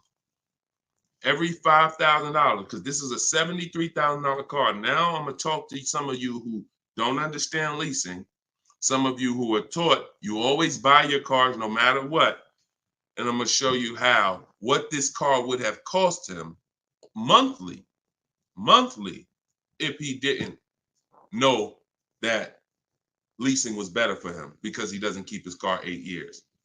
Thank you, Gerard Young. Every $5,000, Gerard just answered. Emo also answered it on YouTube. The question was, every $5,000 on the price of a car is how much per month? Approximately $100 a month. So when you look at a $20,000 car, automatically you should think $400 a month. You're looking at a $40,000 car, that's $800 a month. You're looking at a $50,000 car, that's $1,000 a month. 5 years on a 5-year loan. You're looking at a $70,000 car, y'all. That's $1,400 a month. $1,400 a month. His car is $73,000.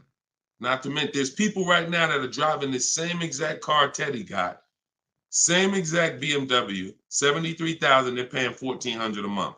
He's paying $856. Are y'all getting this? Are y'all getting this? So my book is in my TikTok bio. Click the link there. You can get it for 75% off. You won't pay the normal $97. Go ahead, Dolan, shoot the next question up.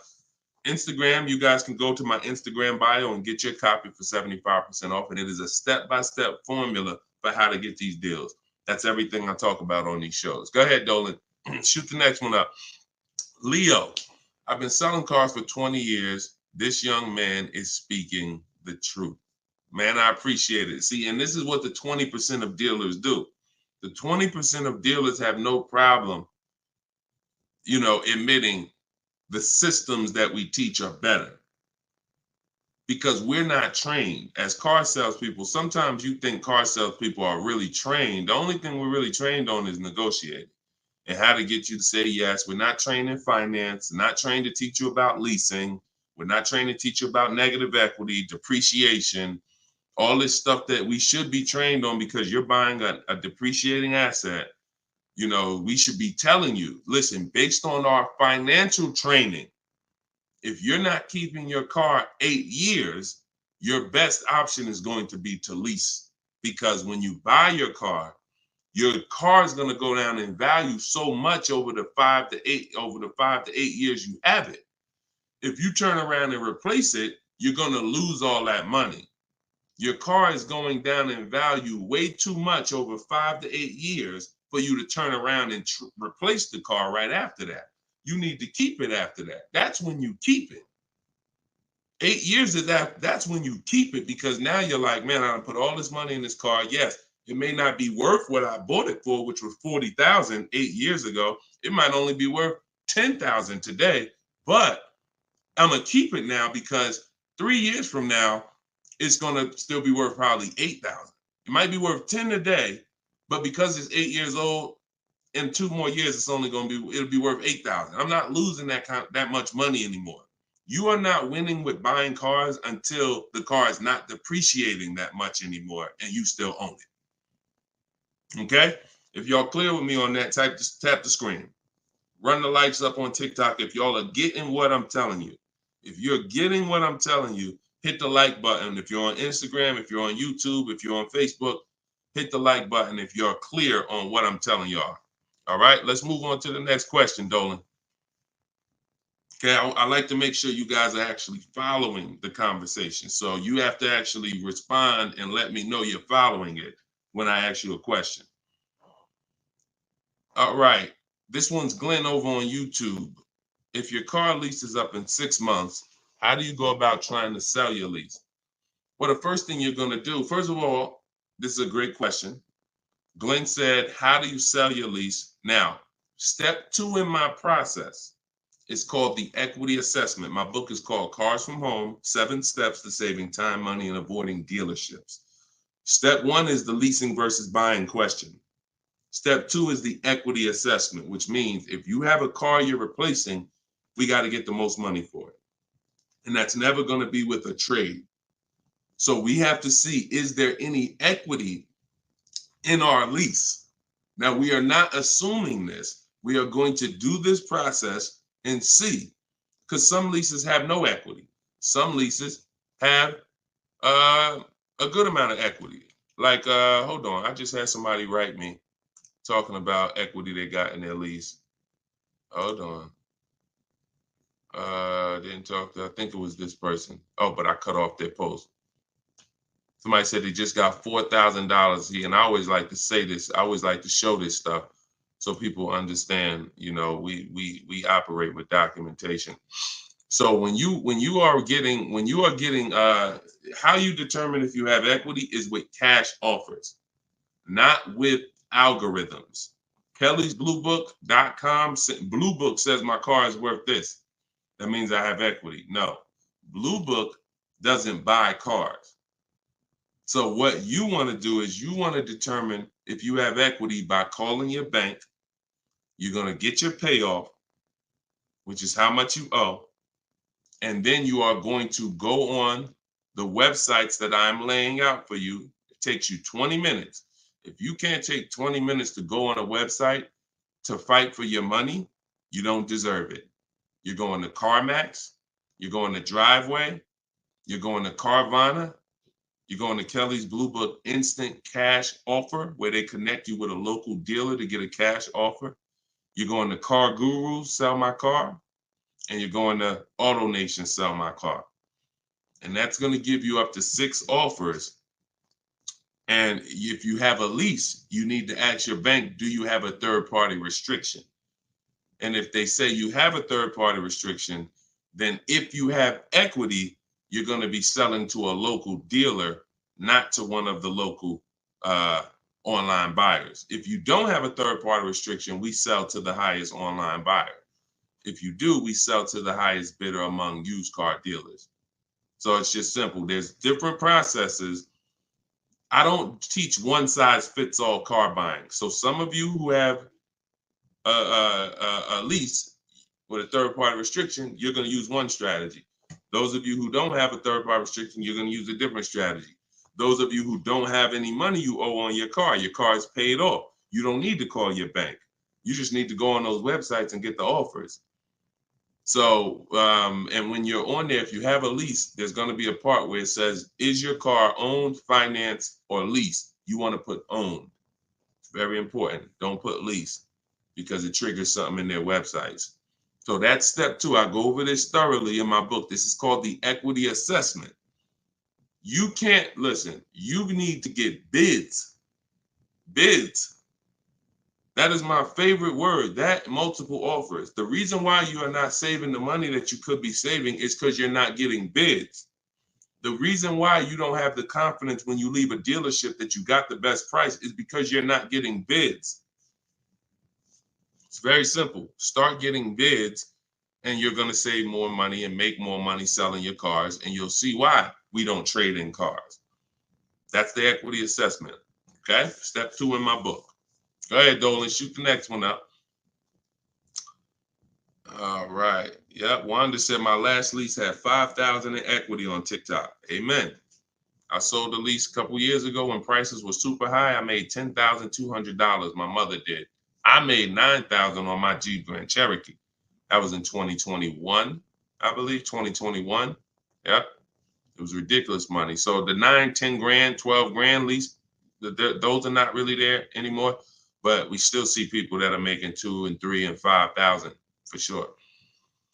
Rudy on Facebook, how are you? Good afternoon, Deshone. I'm new to the live stream. Welcome. Who's new to the stream? If this is your first time here, type 1. Type the number 1 if this is your first time here. I'm looking for a 2020 SUV, Mercedes GLB 250, 4MATIC, less than 20,000 miles. Drives over 120. I see you, Yvette. Drives over 120 miles daily. We have been looking in different car websites. Still haven't found one that matches our max of 30K. Any suggestions? We live in New Hampshire. We've been looking in Massachusetts as well. Should we be expanding our searching area? Thank you for your help and keep up the great work. Absolutely. Yes, you should be expanding your search area. If you're looking for a 3-year-old vehicle with less than 20,000 miles, right now, you know, you got to look at the age of the car. When you're searching for a used car, you got to remember a car comes out the year before the year we're in. So if a car is a 2020, it was released in 2019, most likely, which means you're calculating the age based on then.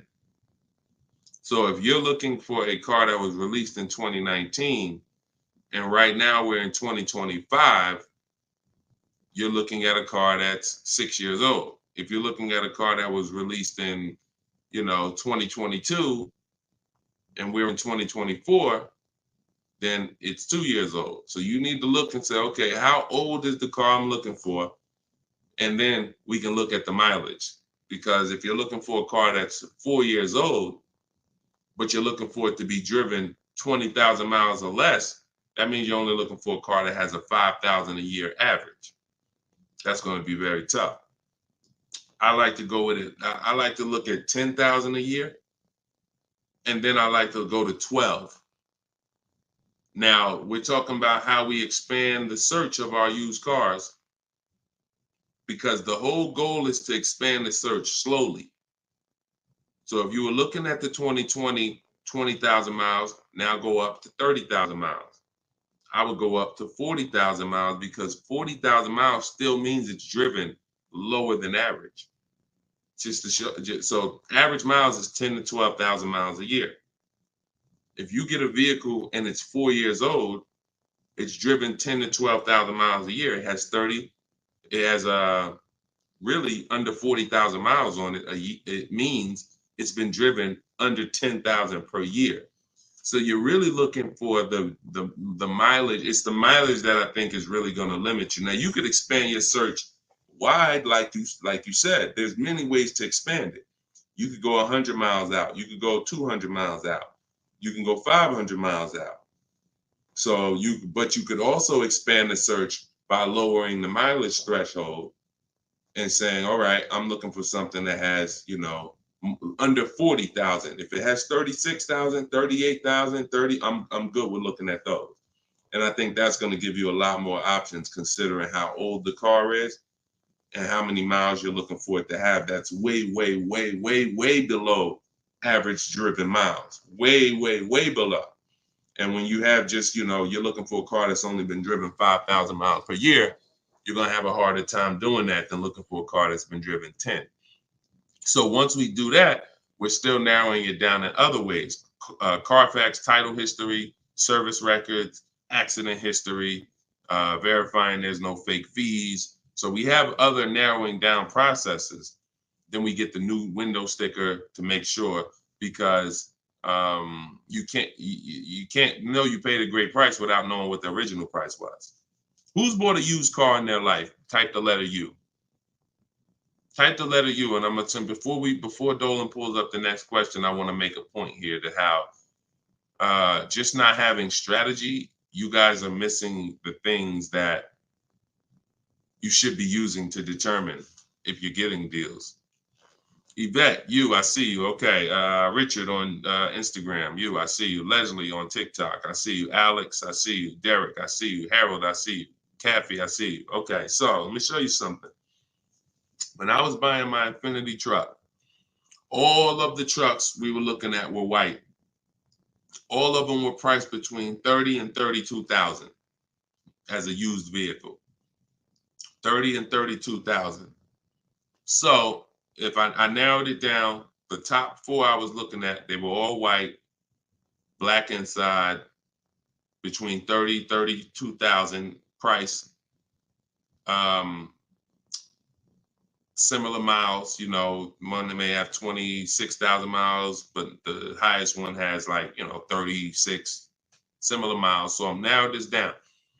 Now, this is where many of you you don't have the information to make the right decision, because the determining factor of which vehicle I chose was based on the brand new price. I'm gonna tell you exactly how this went. Once I got the brand new price, I got the brand new window sticker on all of these cars, I was able to see that one of the cars brand new was 46,000. One of the cars brand new was 48,000. One of the cars brand new was 52,000. And one of the cars brand new, which is the one I ended up getting, was 54,500. It was a special edition. It has all of these features on it, has all these packages. It has different rims. It has all these different things. Now, if I would have picked the other ones, because the asking price was lower, I would have made a horrible decision. Paying 31,000 for a car that was originally 46,000 is nowhere near as good of a deal as paying 31,800, which is what I paid for a car that was originally 54,000. This is what I call in my book the true value percentage. The true value percentage discount is what the vehicle is being sold for relative to what it was when it was new. So picture this, if the vehicles that I was looking at would have only had the true value percentage discount on them, it would have made it even easier for me to choose, because the one I picked would have said 42% off the brand new price. The ones that I didn't pick would have said 38% off the brand new price, 36% off the brand new price, 32% off the brand new price. So when I look, true value percentage is literally that. And that is something we created. See, a lot of what we teach, we didn't learn it, we created it. So you are getting things that, why can't I find what Deshone teaches in other places? Because God had me create it. So you're not going to find it from other people. You're not going to find the 8-year rule for leasing versus buying with other people. You're not going to find the 1.5% rule for bad lease deals with other people. You're not going to hear them talking about this true value percentage discount when we're looking at used cars, because we created all of this stuff to regulate the industry for people who will use it. So if you guys want everything I teach in one spot, you can go to my TikTok bio. As long as you get there before the 30-minute timer goes down, you can get your copy of Cars from Home, my digital book, for 75% off. Go there. You won't even leave the broadcast. Get your 75% off. It'll be in a few minutes, and you can use this stuff for the rest of your life. Same thing with Instagram bio. And if you're on Facebook or YouTube, we have a comment in the comment section for you guys to get your book there, and you can use it. And if you're on a TV watching us, then you can just scan this QR code with your phone, and you can get your 75% off. $97 is still a great price, even if you missed it and suffer.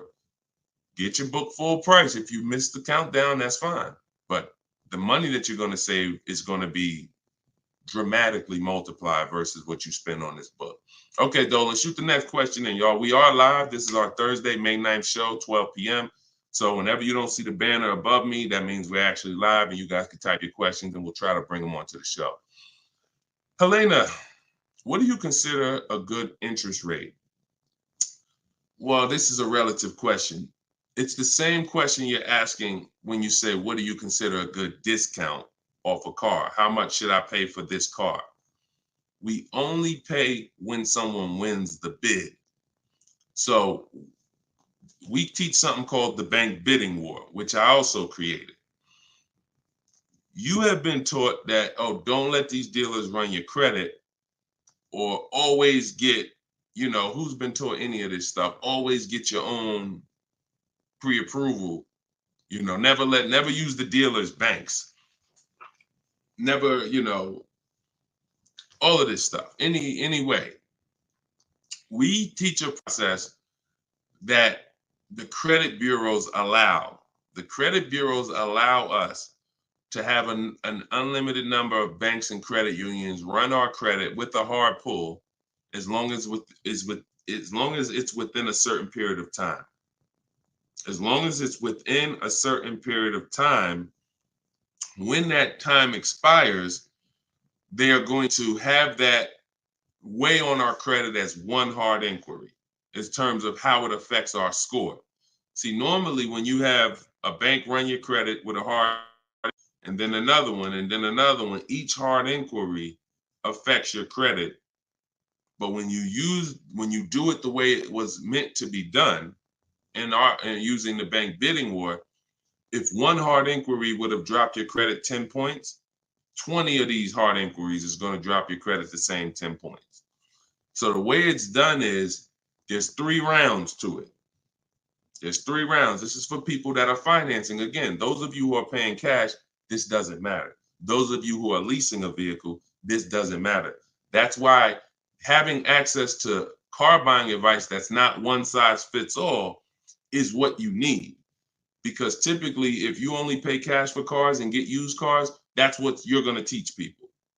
So everything has a different place. So those of you who are financing a new car or a used car, you're going to use the bank bidding war so that you don't have to ask this question. This is the answer to Helena's question.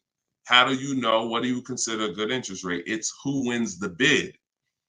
So there's 3 rounds to it. The first thing we're going to do is see, are there any special interest rates on the car we're shopping for?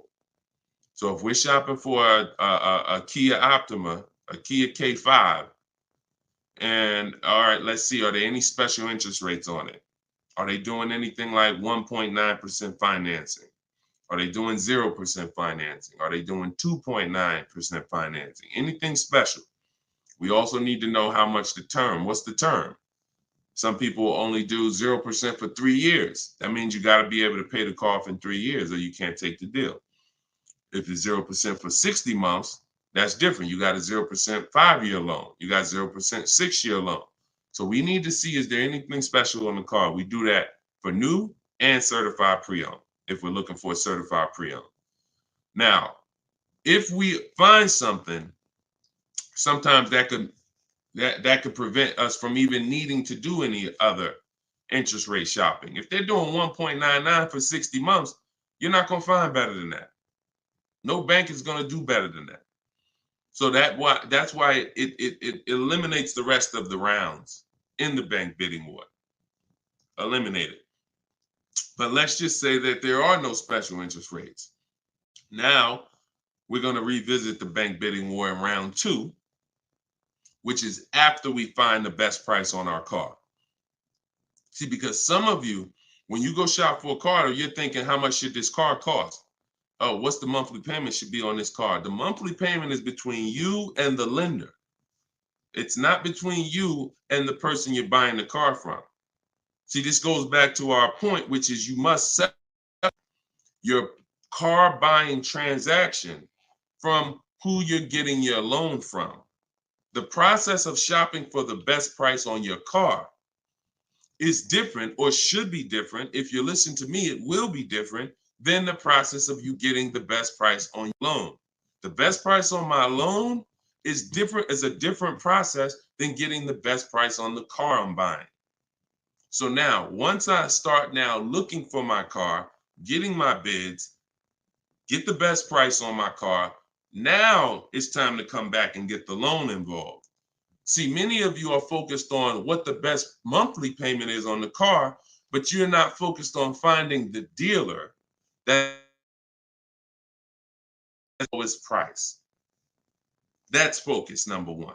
Before we think about what is our monthly payment, we are thinking about what is the dealer, what's my process for finding the dealer who's going to sell me this Kia K5 for the lowest price, who's going to sell me this $40,000 car for the lowest price. Once I find that dealer, Now it's time for me to come and get start shopping for my loan. See, and the reason why this works so well is because there's a process to it. We're not winging this. The reason why any fighter who goes into a fight and they're winging it, they are in a position of struggle.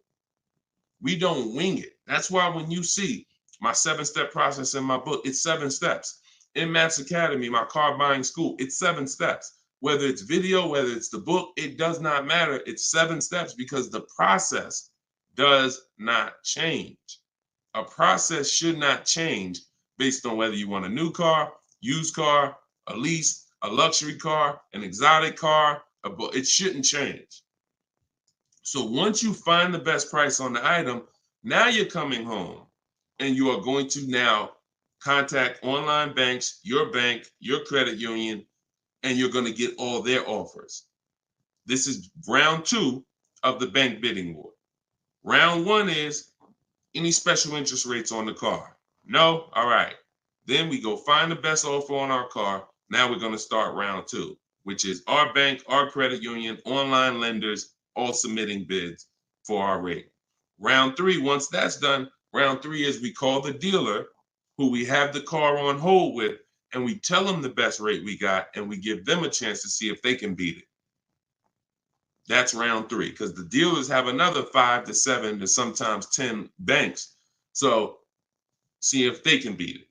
So now you have 3 rounds of individuals competing for your interest, for your loan, to give you a loan. 3 rounds. First is the special rates. Second is you, your bank, your credit union, online banks. Third is the dealer's banks. And so when you leave, you already know I got the best interest rate. I guarantee it because I had 15, 20 people competing for my bank, for my loan. And that if you do that correctly, you are going to see that it weighs on your credit at the end as the same as one hard inquiry. That is what the bank bidding war. When you get my book, I email you a copy of the bank bidding war with it because I haven't merged the bank bidding war into my book yet. That's an update. Yes, that's an update. So all of you who had the book prior, when I update the book, you get the new book. You get the new book. That's another reason why having a digital book is the best way to do this.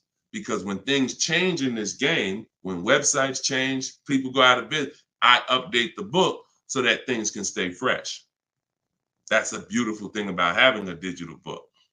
So the banner is on the screen. You guys can go to deshonesbook.com on Facebook or YouTube.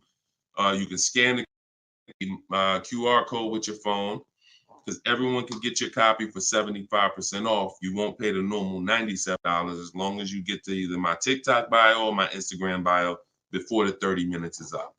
Okay, that's a great question, though. And what we're doing is we're going a little deeper. I've had tons of shows. We've done tons of streams where I was doing these rapid fire answers.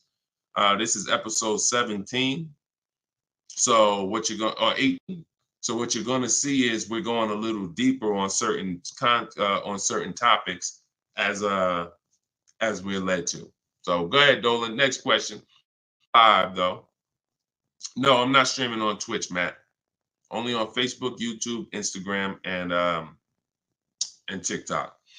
This is Lauren over on YouTube. Used your system just last week to lease a new car and got a 2024 Tiguan, great, at 1.1% after getting 6 bids. Now you talking, Lauren. It was the most enjoyable car buying process I've ever had. Thank you. Do we see what let me screenshot this here. This is what we're talking about, Lauren.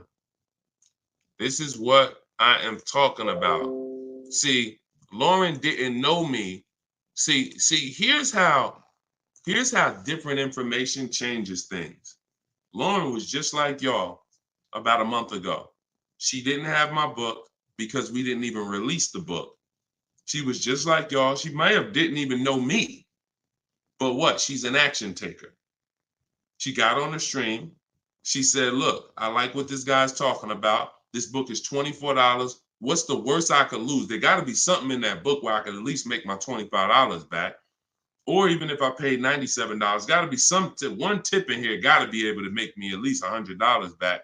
She later finds out she's going to get thousands of dollars in discounts, get a 1.1% lease. Well, what that means is if the car is $40,000, her payment is like $420 on a $40,000 car that people are paying $800 a month for, $700 a month. Her lease is 1.1% of the MSRP.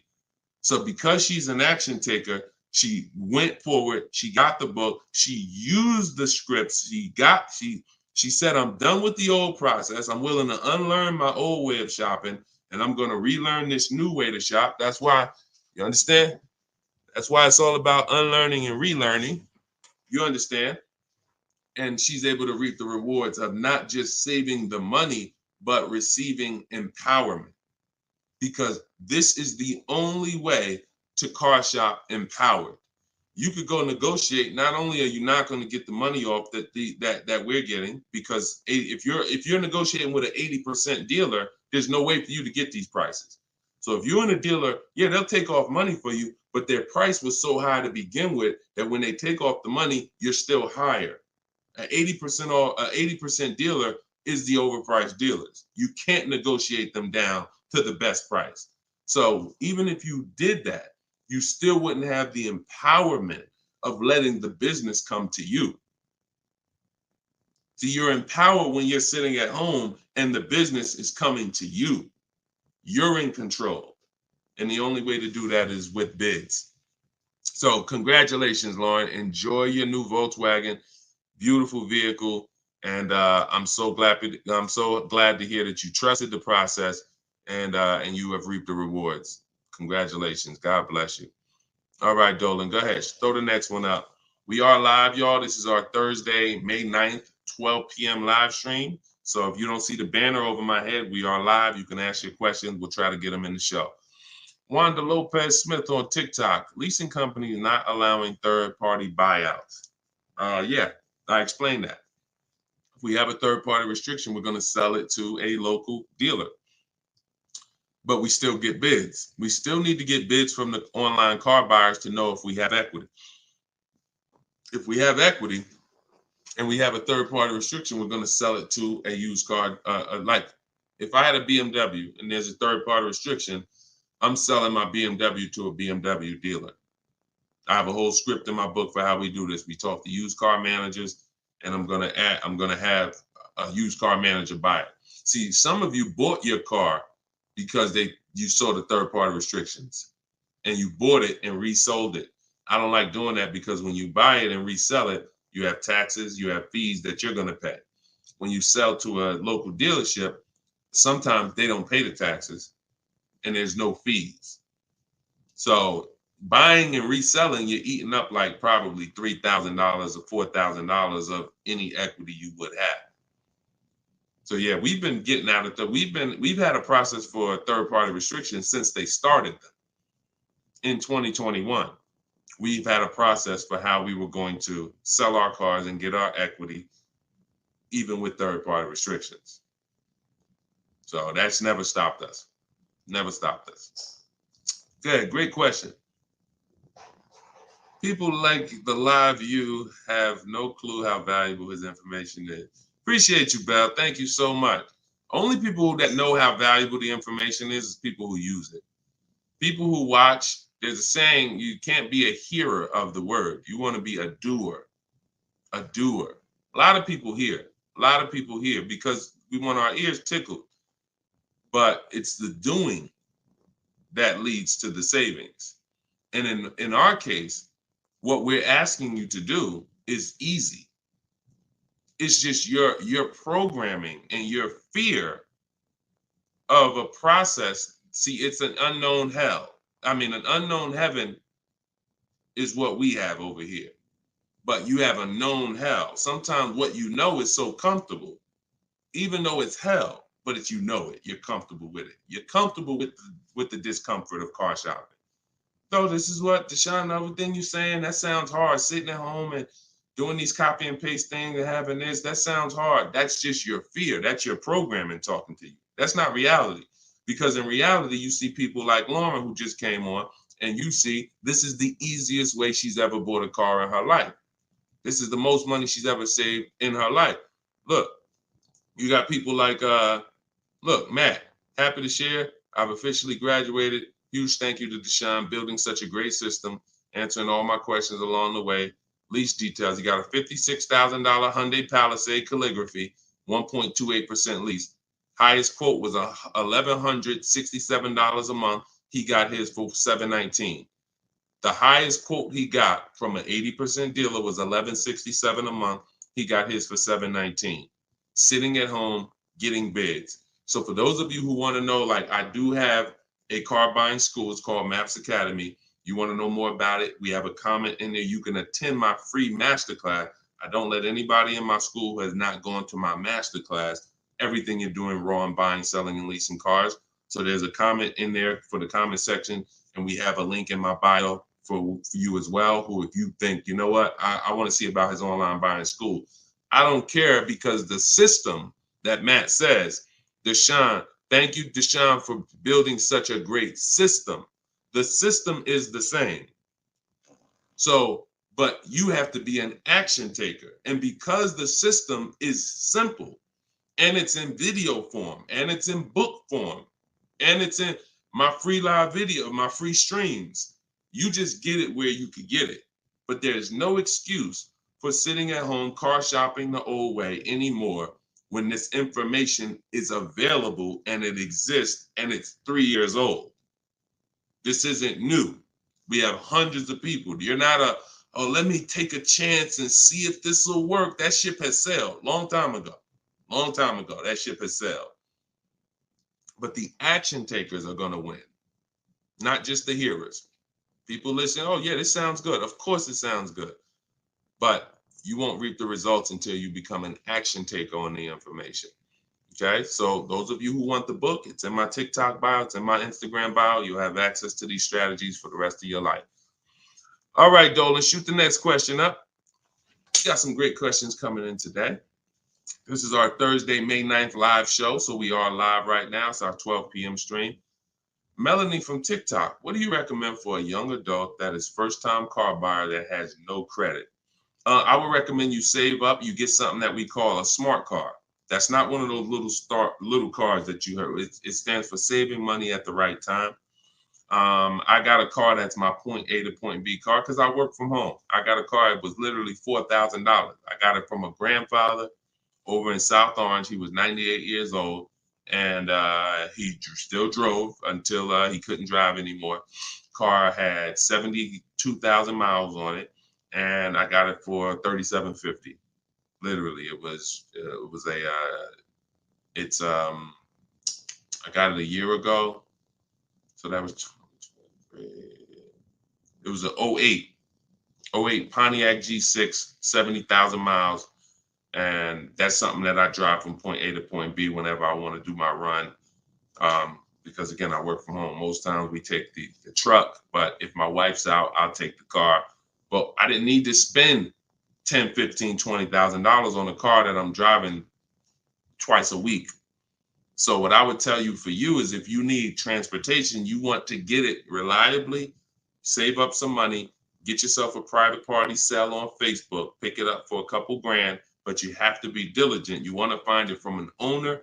You want to find it from an owner who's not driving too much, who maybe they got a second or third car in the family, and that you don't want to deal with these dealers on Facebook Marketplace perpetrating as owners.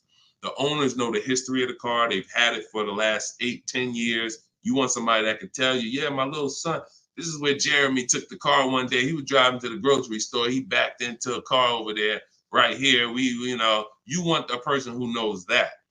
Not a dealer who just picked up the car and now they're trying to sell it to you for $2, $3, $4 grand. So that's what I would be doing. I would be getting me a very reliable, inexpensive car that I can actually get to work with, make more money. And then once I make money, I will be choosing whether I'm buying or leasing based on if I'm going to keep the car for 8 more years. Whenever you get into spending real money on cars, over 12, 15 grand, this is when you start wanting to ask yourself, am I going to keep this car 8 years or not?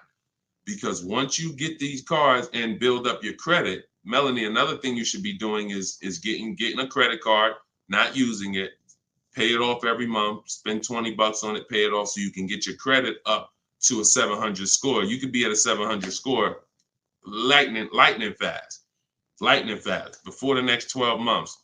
So now what you want is you want a car to drive, get you to where you're going, but then you want to be building your credit now. So now when you're like, okay, I got a job, I'm making money, I want to get me a different car. Am I going to buy it or lease it? And if you're not keeping it 8 years, you want to go for the lease so that you could drive a brand new car for pennies on the dollar, as long as you keep following what we're teaching and getting great lease deals. But if you're keeping the car for 8 or more years, then you would go and you would buy a car, not lease it.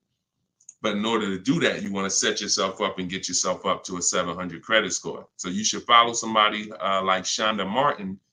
She's on all the platforms. Shonda Martin, this young lady is a guru when it comes to credit. She does a lot of live streams, a lot of Q&As, just like me. But yeah, you got a great path. But don't go out there and do what a lot of people do and finance a car, no credit, your first car, you're going to go buy it. Now you're getting a $20,000 car. You're going to probably pay, $500 a month for it. And now that car is going to be a long-term thing because it's just too expensive. And you just don't follow the traditional route is what I would tell you. All right. I'm glad. It's my daughter. She has a full-time job and now searching for a car. Okay. Perfect, Melanie. I think that's a great plan. Because the thing about that car that you're going to get for Facebook Marketplace is whenever she decides that she's ready to finance or lease a car, she can sell that car and get all her money back. If she finds a great car on Facebook Marketplace for $4,000, $5,000, you guys can sell that car and get the whole $4,000 or $5,000 back. You'll get 80-90% of it back. And I like to get whenever it's going to be a short-term thing, I don't want a car where it's going to be a burden to me later. We want to get a car that does the job now. I know with this Pontiac, whenever I choose to sell it, because I'm actually going to get a car. I've been waiting to get a vehicle that I want for a number of years. And when I do go get that, I'll sell this one, but I'll get everything back that I spent on that car. I'll get it back. So it's just strategic. It's a great way to move when you know these cars are not costing you money. You're breaking even on them, and it's just great. So that's what I would say, Melanie. That's what I would do for my own daughter. Okay, go ahead, Dolan. Shoot the next one up. We are live, y'all. We're going to try to get through as many as we can in the show. Type your questions. This is our Thursday, May 9th show, our 12 p.m. broadcast. So, Sir Francis on YouTube, what's the best source for an accurate valuation to determine if purchasing a used car is a good idea? I don't go by that. The only way purchasing a used car is a good idea for me is if we're keeping it at least 8 years. That's it. If you're not keeping it at least 8, are you keeping the vehicle at least 8 years?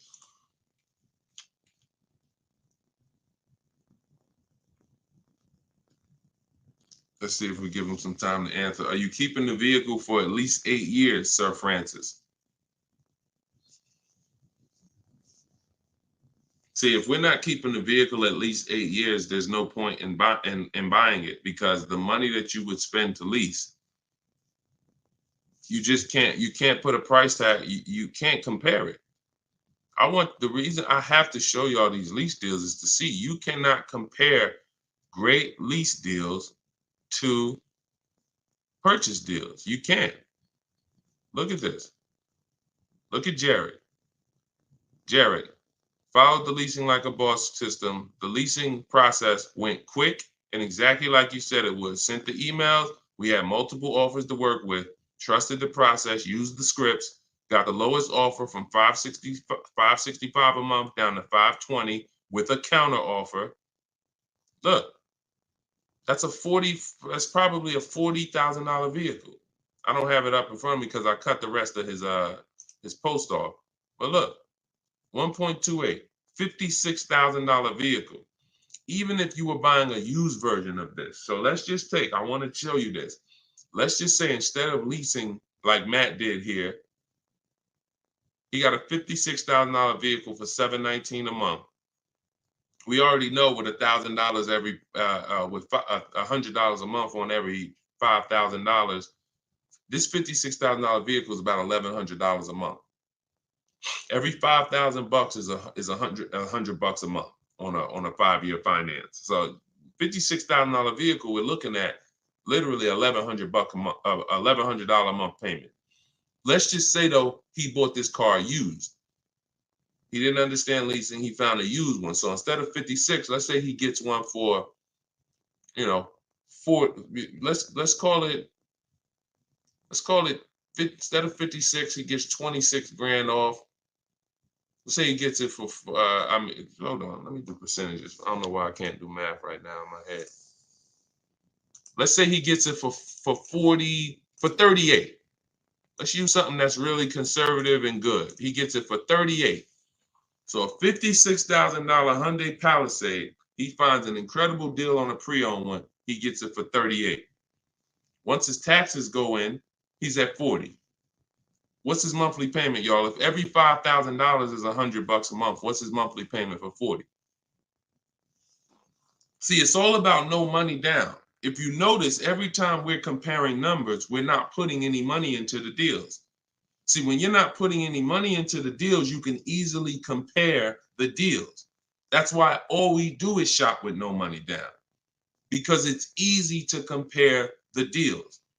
In my book is No Money Down Mastery. You're going to find every strategy I teach you doesn't involve money. It doesn't involve money, because when you want to put money down, that's different. But money down should be after you have assessed the deal already. So, those of you who want your copy of Cars from Home, 7 Steps to Saving Time, Money, and Avoiding Dealers, go to my TikTok bio now, get your copy for 75% off. Go to my Instagram bio, get your copy. But look at this. I'm asking y'all, what's his payment? Let's see if we got anybody that chimed in. If he didn't get this brand new one, if he didn't get this brand new Hyundai truck, he got a used one. So instead of 56,000, he got his for 38. Great price. He found one for 38,000, low miles. Now taxes are in, and he's financing 40,000. What's his monthly payment?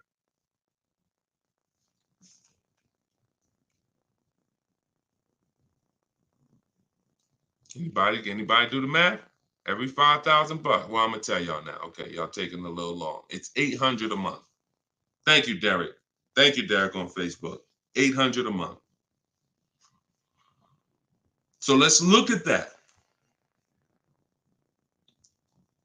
Matt drove off $719 a month, no money out of pocket. Brand new 2024, never been driven, new car smell, fresh out the plastic, $719 a month. Same person who bought that car because they didn't understand leasing, they're paying $1,100 a month.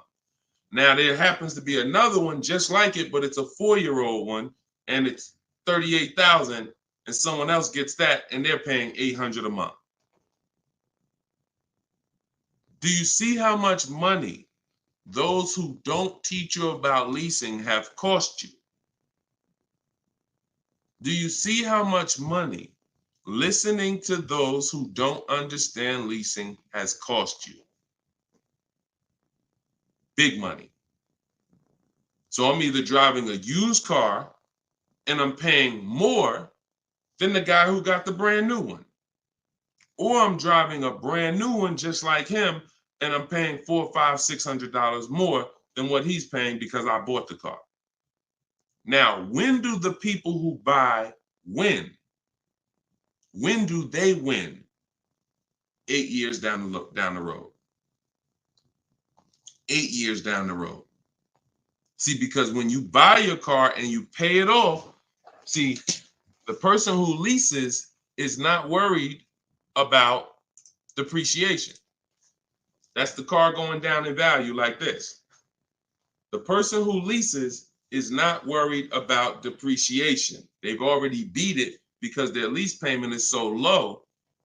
Their lease payment is so low, they're paying less than what the car's normal depreciation would be. So they beat it with a great lease deal. Now, the people who own the car they're not going to beat it because they own it. So any depreciation is coming against their actual car. If they could have sold the car today for 30, next year it's only worth 25, they lost $5,000. If you were going to sell your car today for 20 and then a tree branch falls on it, is it worth 20 tomorrow? Even when you fix it, run it through your insurance. Hey, I'm coming to get my 20. No, a tree branch fell on the vehicle. It's worth probably 18 now. This is depreciation. So the only way you're going to avoid that is through long-term ownership, because eventually, like I talked about earlier in the stream, you get to the point where your car is only losing a little bit of value each year. Only to this year it's worth 10, next year it's worth 95. In another year it's worth 9,000. That doesn't happen until you have kept the car 9, 10, 11 years. So if you're not keeping your cars that long, you're losing thousands of dollars not leasing, as I just illustrated with those 3 examples. Okay? So this doesn't change. I don't care whether it's Lamborghinis. I don't care whether it's Rolls Royces. The principles do not change. Derek on Facebook. If a manufacturer is offering a very low IR through their direct financing for well-qualified buyers, is there something I should look for on my credit report to know whether I should apply and let them run my credit versus using the pre-qualified offer I have from my credit union? Yeah, most people are going to qualify for the special rates. If you have fair credit, good credit, most people are going to qualify for the special rates because it's not super tier. Super tier is like A1 or A9 in the business world. That's super tier. Most of them are tier 1. So a tier 1 approval is really going to be if you have, 680 credit score and above. If you've had a car loan in the past that you've paid well, you should be able to qualify for those special interest rates. Those are not super hard to qualify for. And if it's something under 2.9, you're typically not going to see that coming from a credit union or a bank, not in this market. Not in this market. So yeah, it's a good question though. But that's round 1 in the bank bidding war. So it's important for you guys to know that whenever you see a special interest rate offer, in many cases, it's not hard to qualify for. You don't need perfect credit. 680, 700 and above, you should be fine. All right. So, all right. Let's go, John Tez on YouTube. I'm interested in getting a 23 Charger Scat Pack, trading a 2022 Camry. This is a disaster. This is a disaster. Dealer wants 56 for the car, but it's been on the lot for 220 days. What do you think I could get them to lower it to? Well, I'm going to just tell you honestly, why are you trading in a 2022 vehicle? First of all, if you paid cash for that car, you wouldn't be trading it in, because once you see what it's worth and what you're getting in 2 years, you've had the car for less than 2 years. See, there's something, here's what we're not getting. The reason why I hold this up is for y'all to see that you cannot trade in cars this fast and have it be and have it. And I want y'all to know we are 100% live right now. We are 100% live right now. You're not watching a replay. This is a live show. So we're going to dialogue on this for a quick second.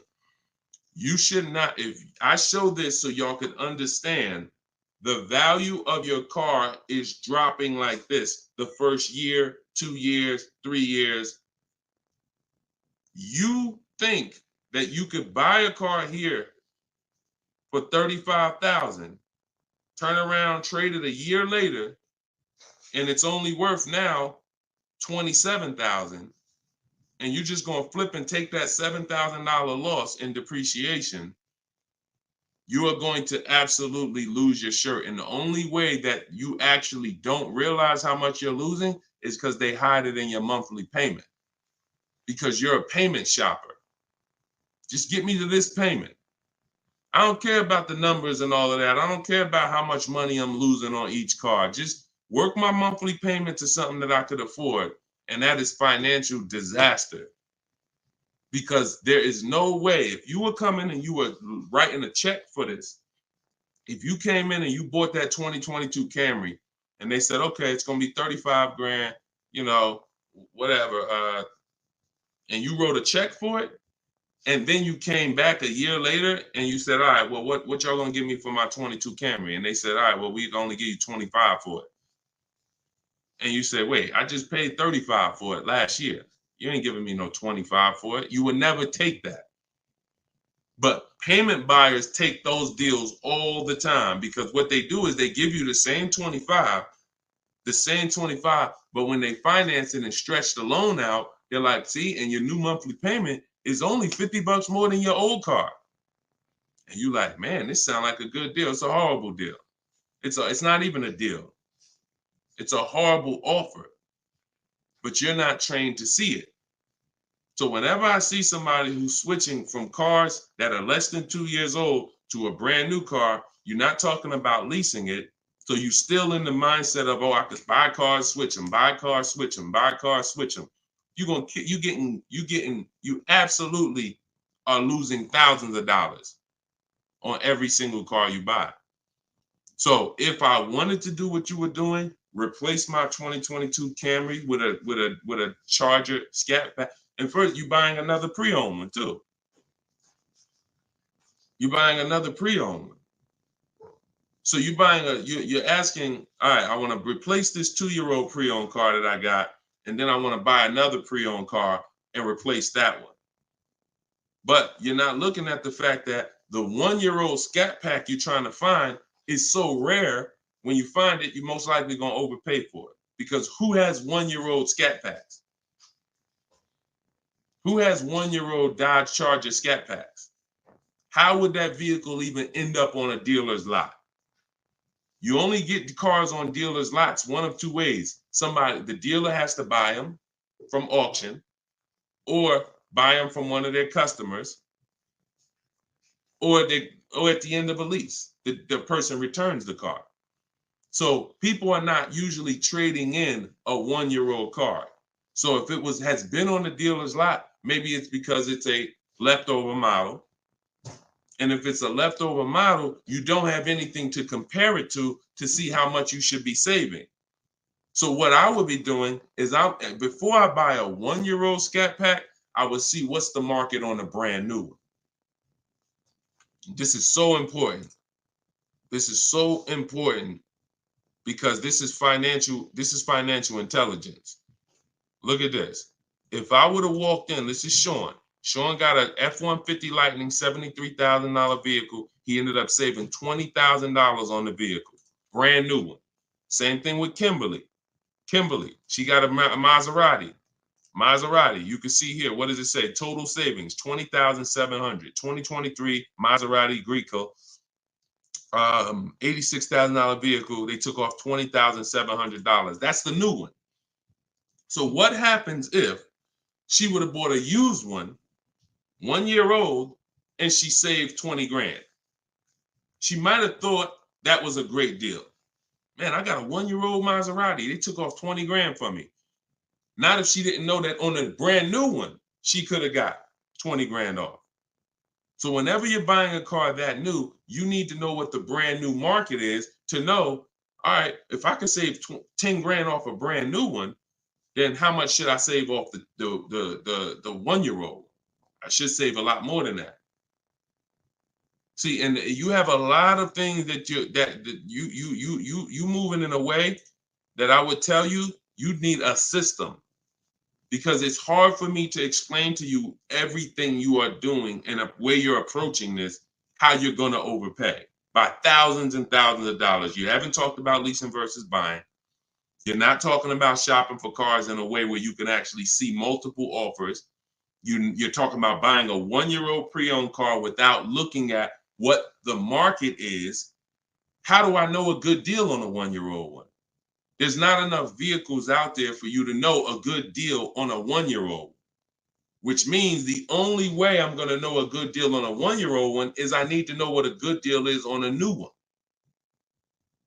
And if a good deal on a new one saves me 15 grand, then that means on a 1-year-old one, I need to save like 20 to 25.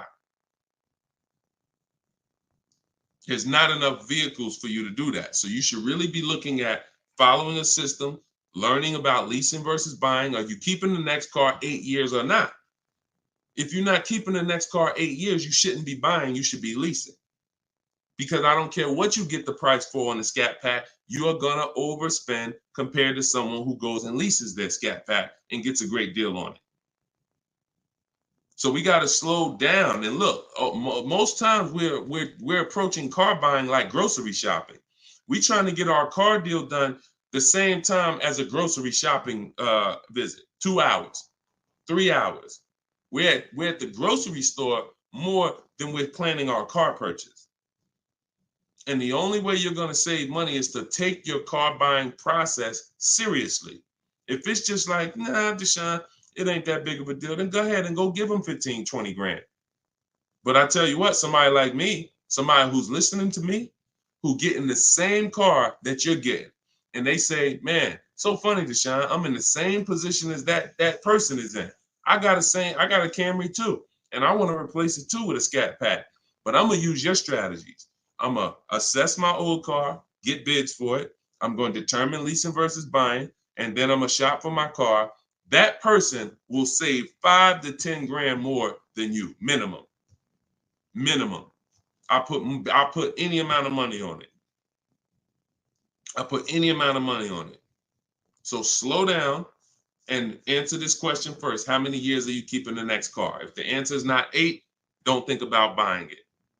Don't think about buying it. My goal is to shop for my most aggressive lease on my next car. If I'm buying it and I'm keeping it over 8 years, then I'm buying it. I'm not buying a car that I'm not keeping more than 8 years. Not no Scat Pack, not no Dodge Challenger, not no Toyota Camry, nothing. If I'm not keeping it 8 years, I'm not buying the car. Lease deals are too great. It's pennies on the dollar when I learn to get them. So everything I'm teaching y'all is out of my new book, Cars from Home. It's a digital book. It's called 7 Steps to Saving Time, Money, and Avoiding Dealerships. You can get your copy for 75% off in my TikTok bio. The price of the book is $97. That is the price. But you can get it for $24 if you get to my TikTok bio before the 30-minute timer expires. If you get to my Instagram bio before the 30-minute timer expires. We have a link in the comment section on YouTube and Facebook. You can go to deshonsbook.com, or you can scan this QR code with your phone and you can get your copy for 75% off. So use it. Make sure you send me your success stories. Continue to send me your success stories so we can bring them onto the show. That is a step-by-step system. There's nothing left to chance. You cannot leave anything to chance when it comes to car buying. Everything that we teach is for a reason. So let's continue to move. You know we will be back soon for another stream. And catch us later. We're usually live 7 and 12 p.m. So if you're around at 7 p.m., just again, if you don't see the banner above us, that means we're actually live. So jump on and we'll get to it. Everybody else who got your book, enjoy. For those of you who want to attend my free masterclass, Everything You're Doing Wrong, Buying, Selling, and Leasing Cars, you can also go to the comments or to my TikTok and Instagram bio. But you're going to need about an hour. And that's a straight hour of me and my board. And we have a comment for you right here in the Facebook and in the YouTube section. That's me showing you scenarios, going over 23 mistakes that most of you are making that you need to stop making if you're truly going to get below market deals. Okay, so other than that, y'all, get the information. I don't care how you get it. Get in where you fit in. Use it. Keep unlearning. And let's keep saving this money. All right, God bless y'all. See y'all on the next one.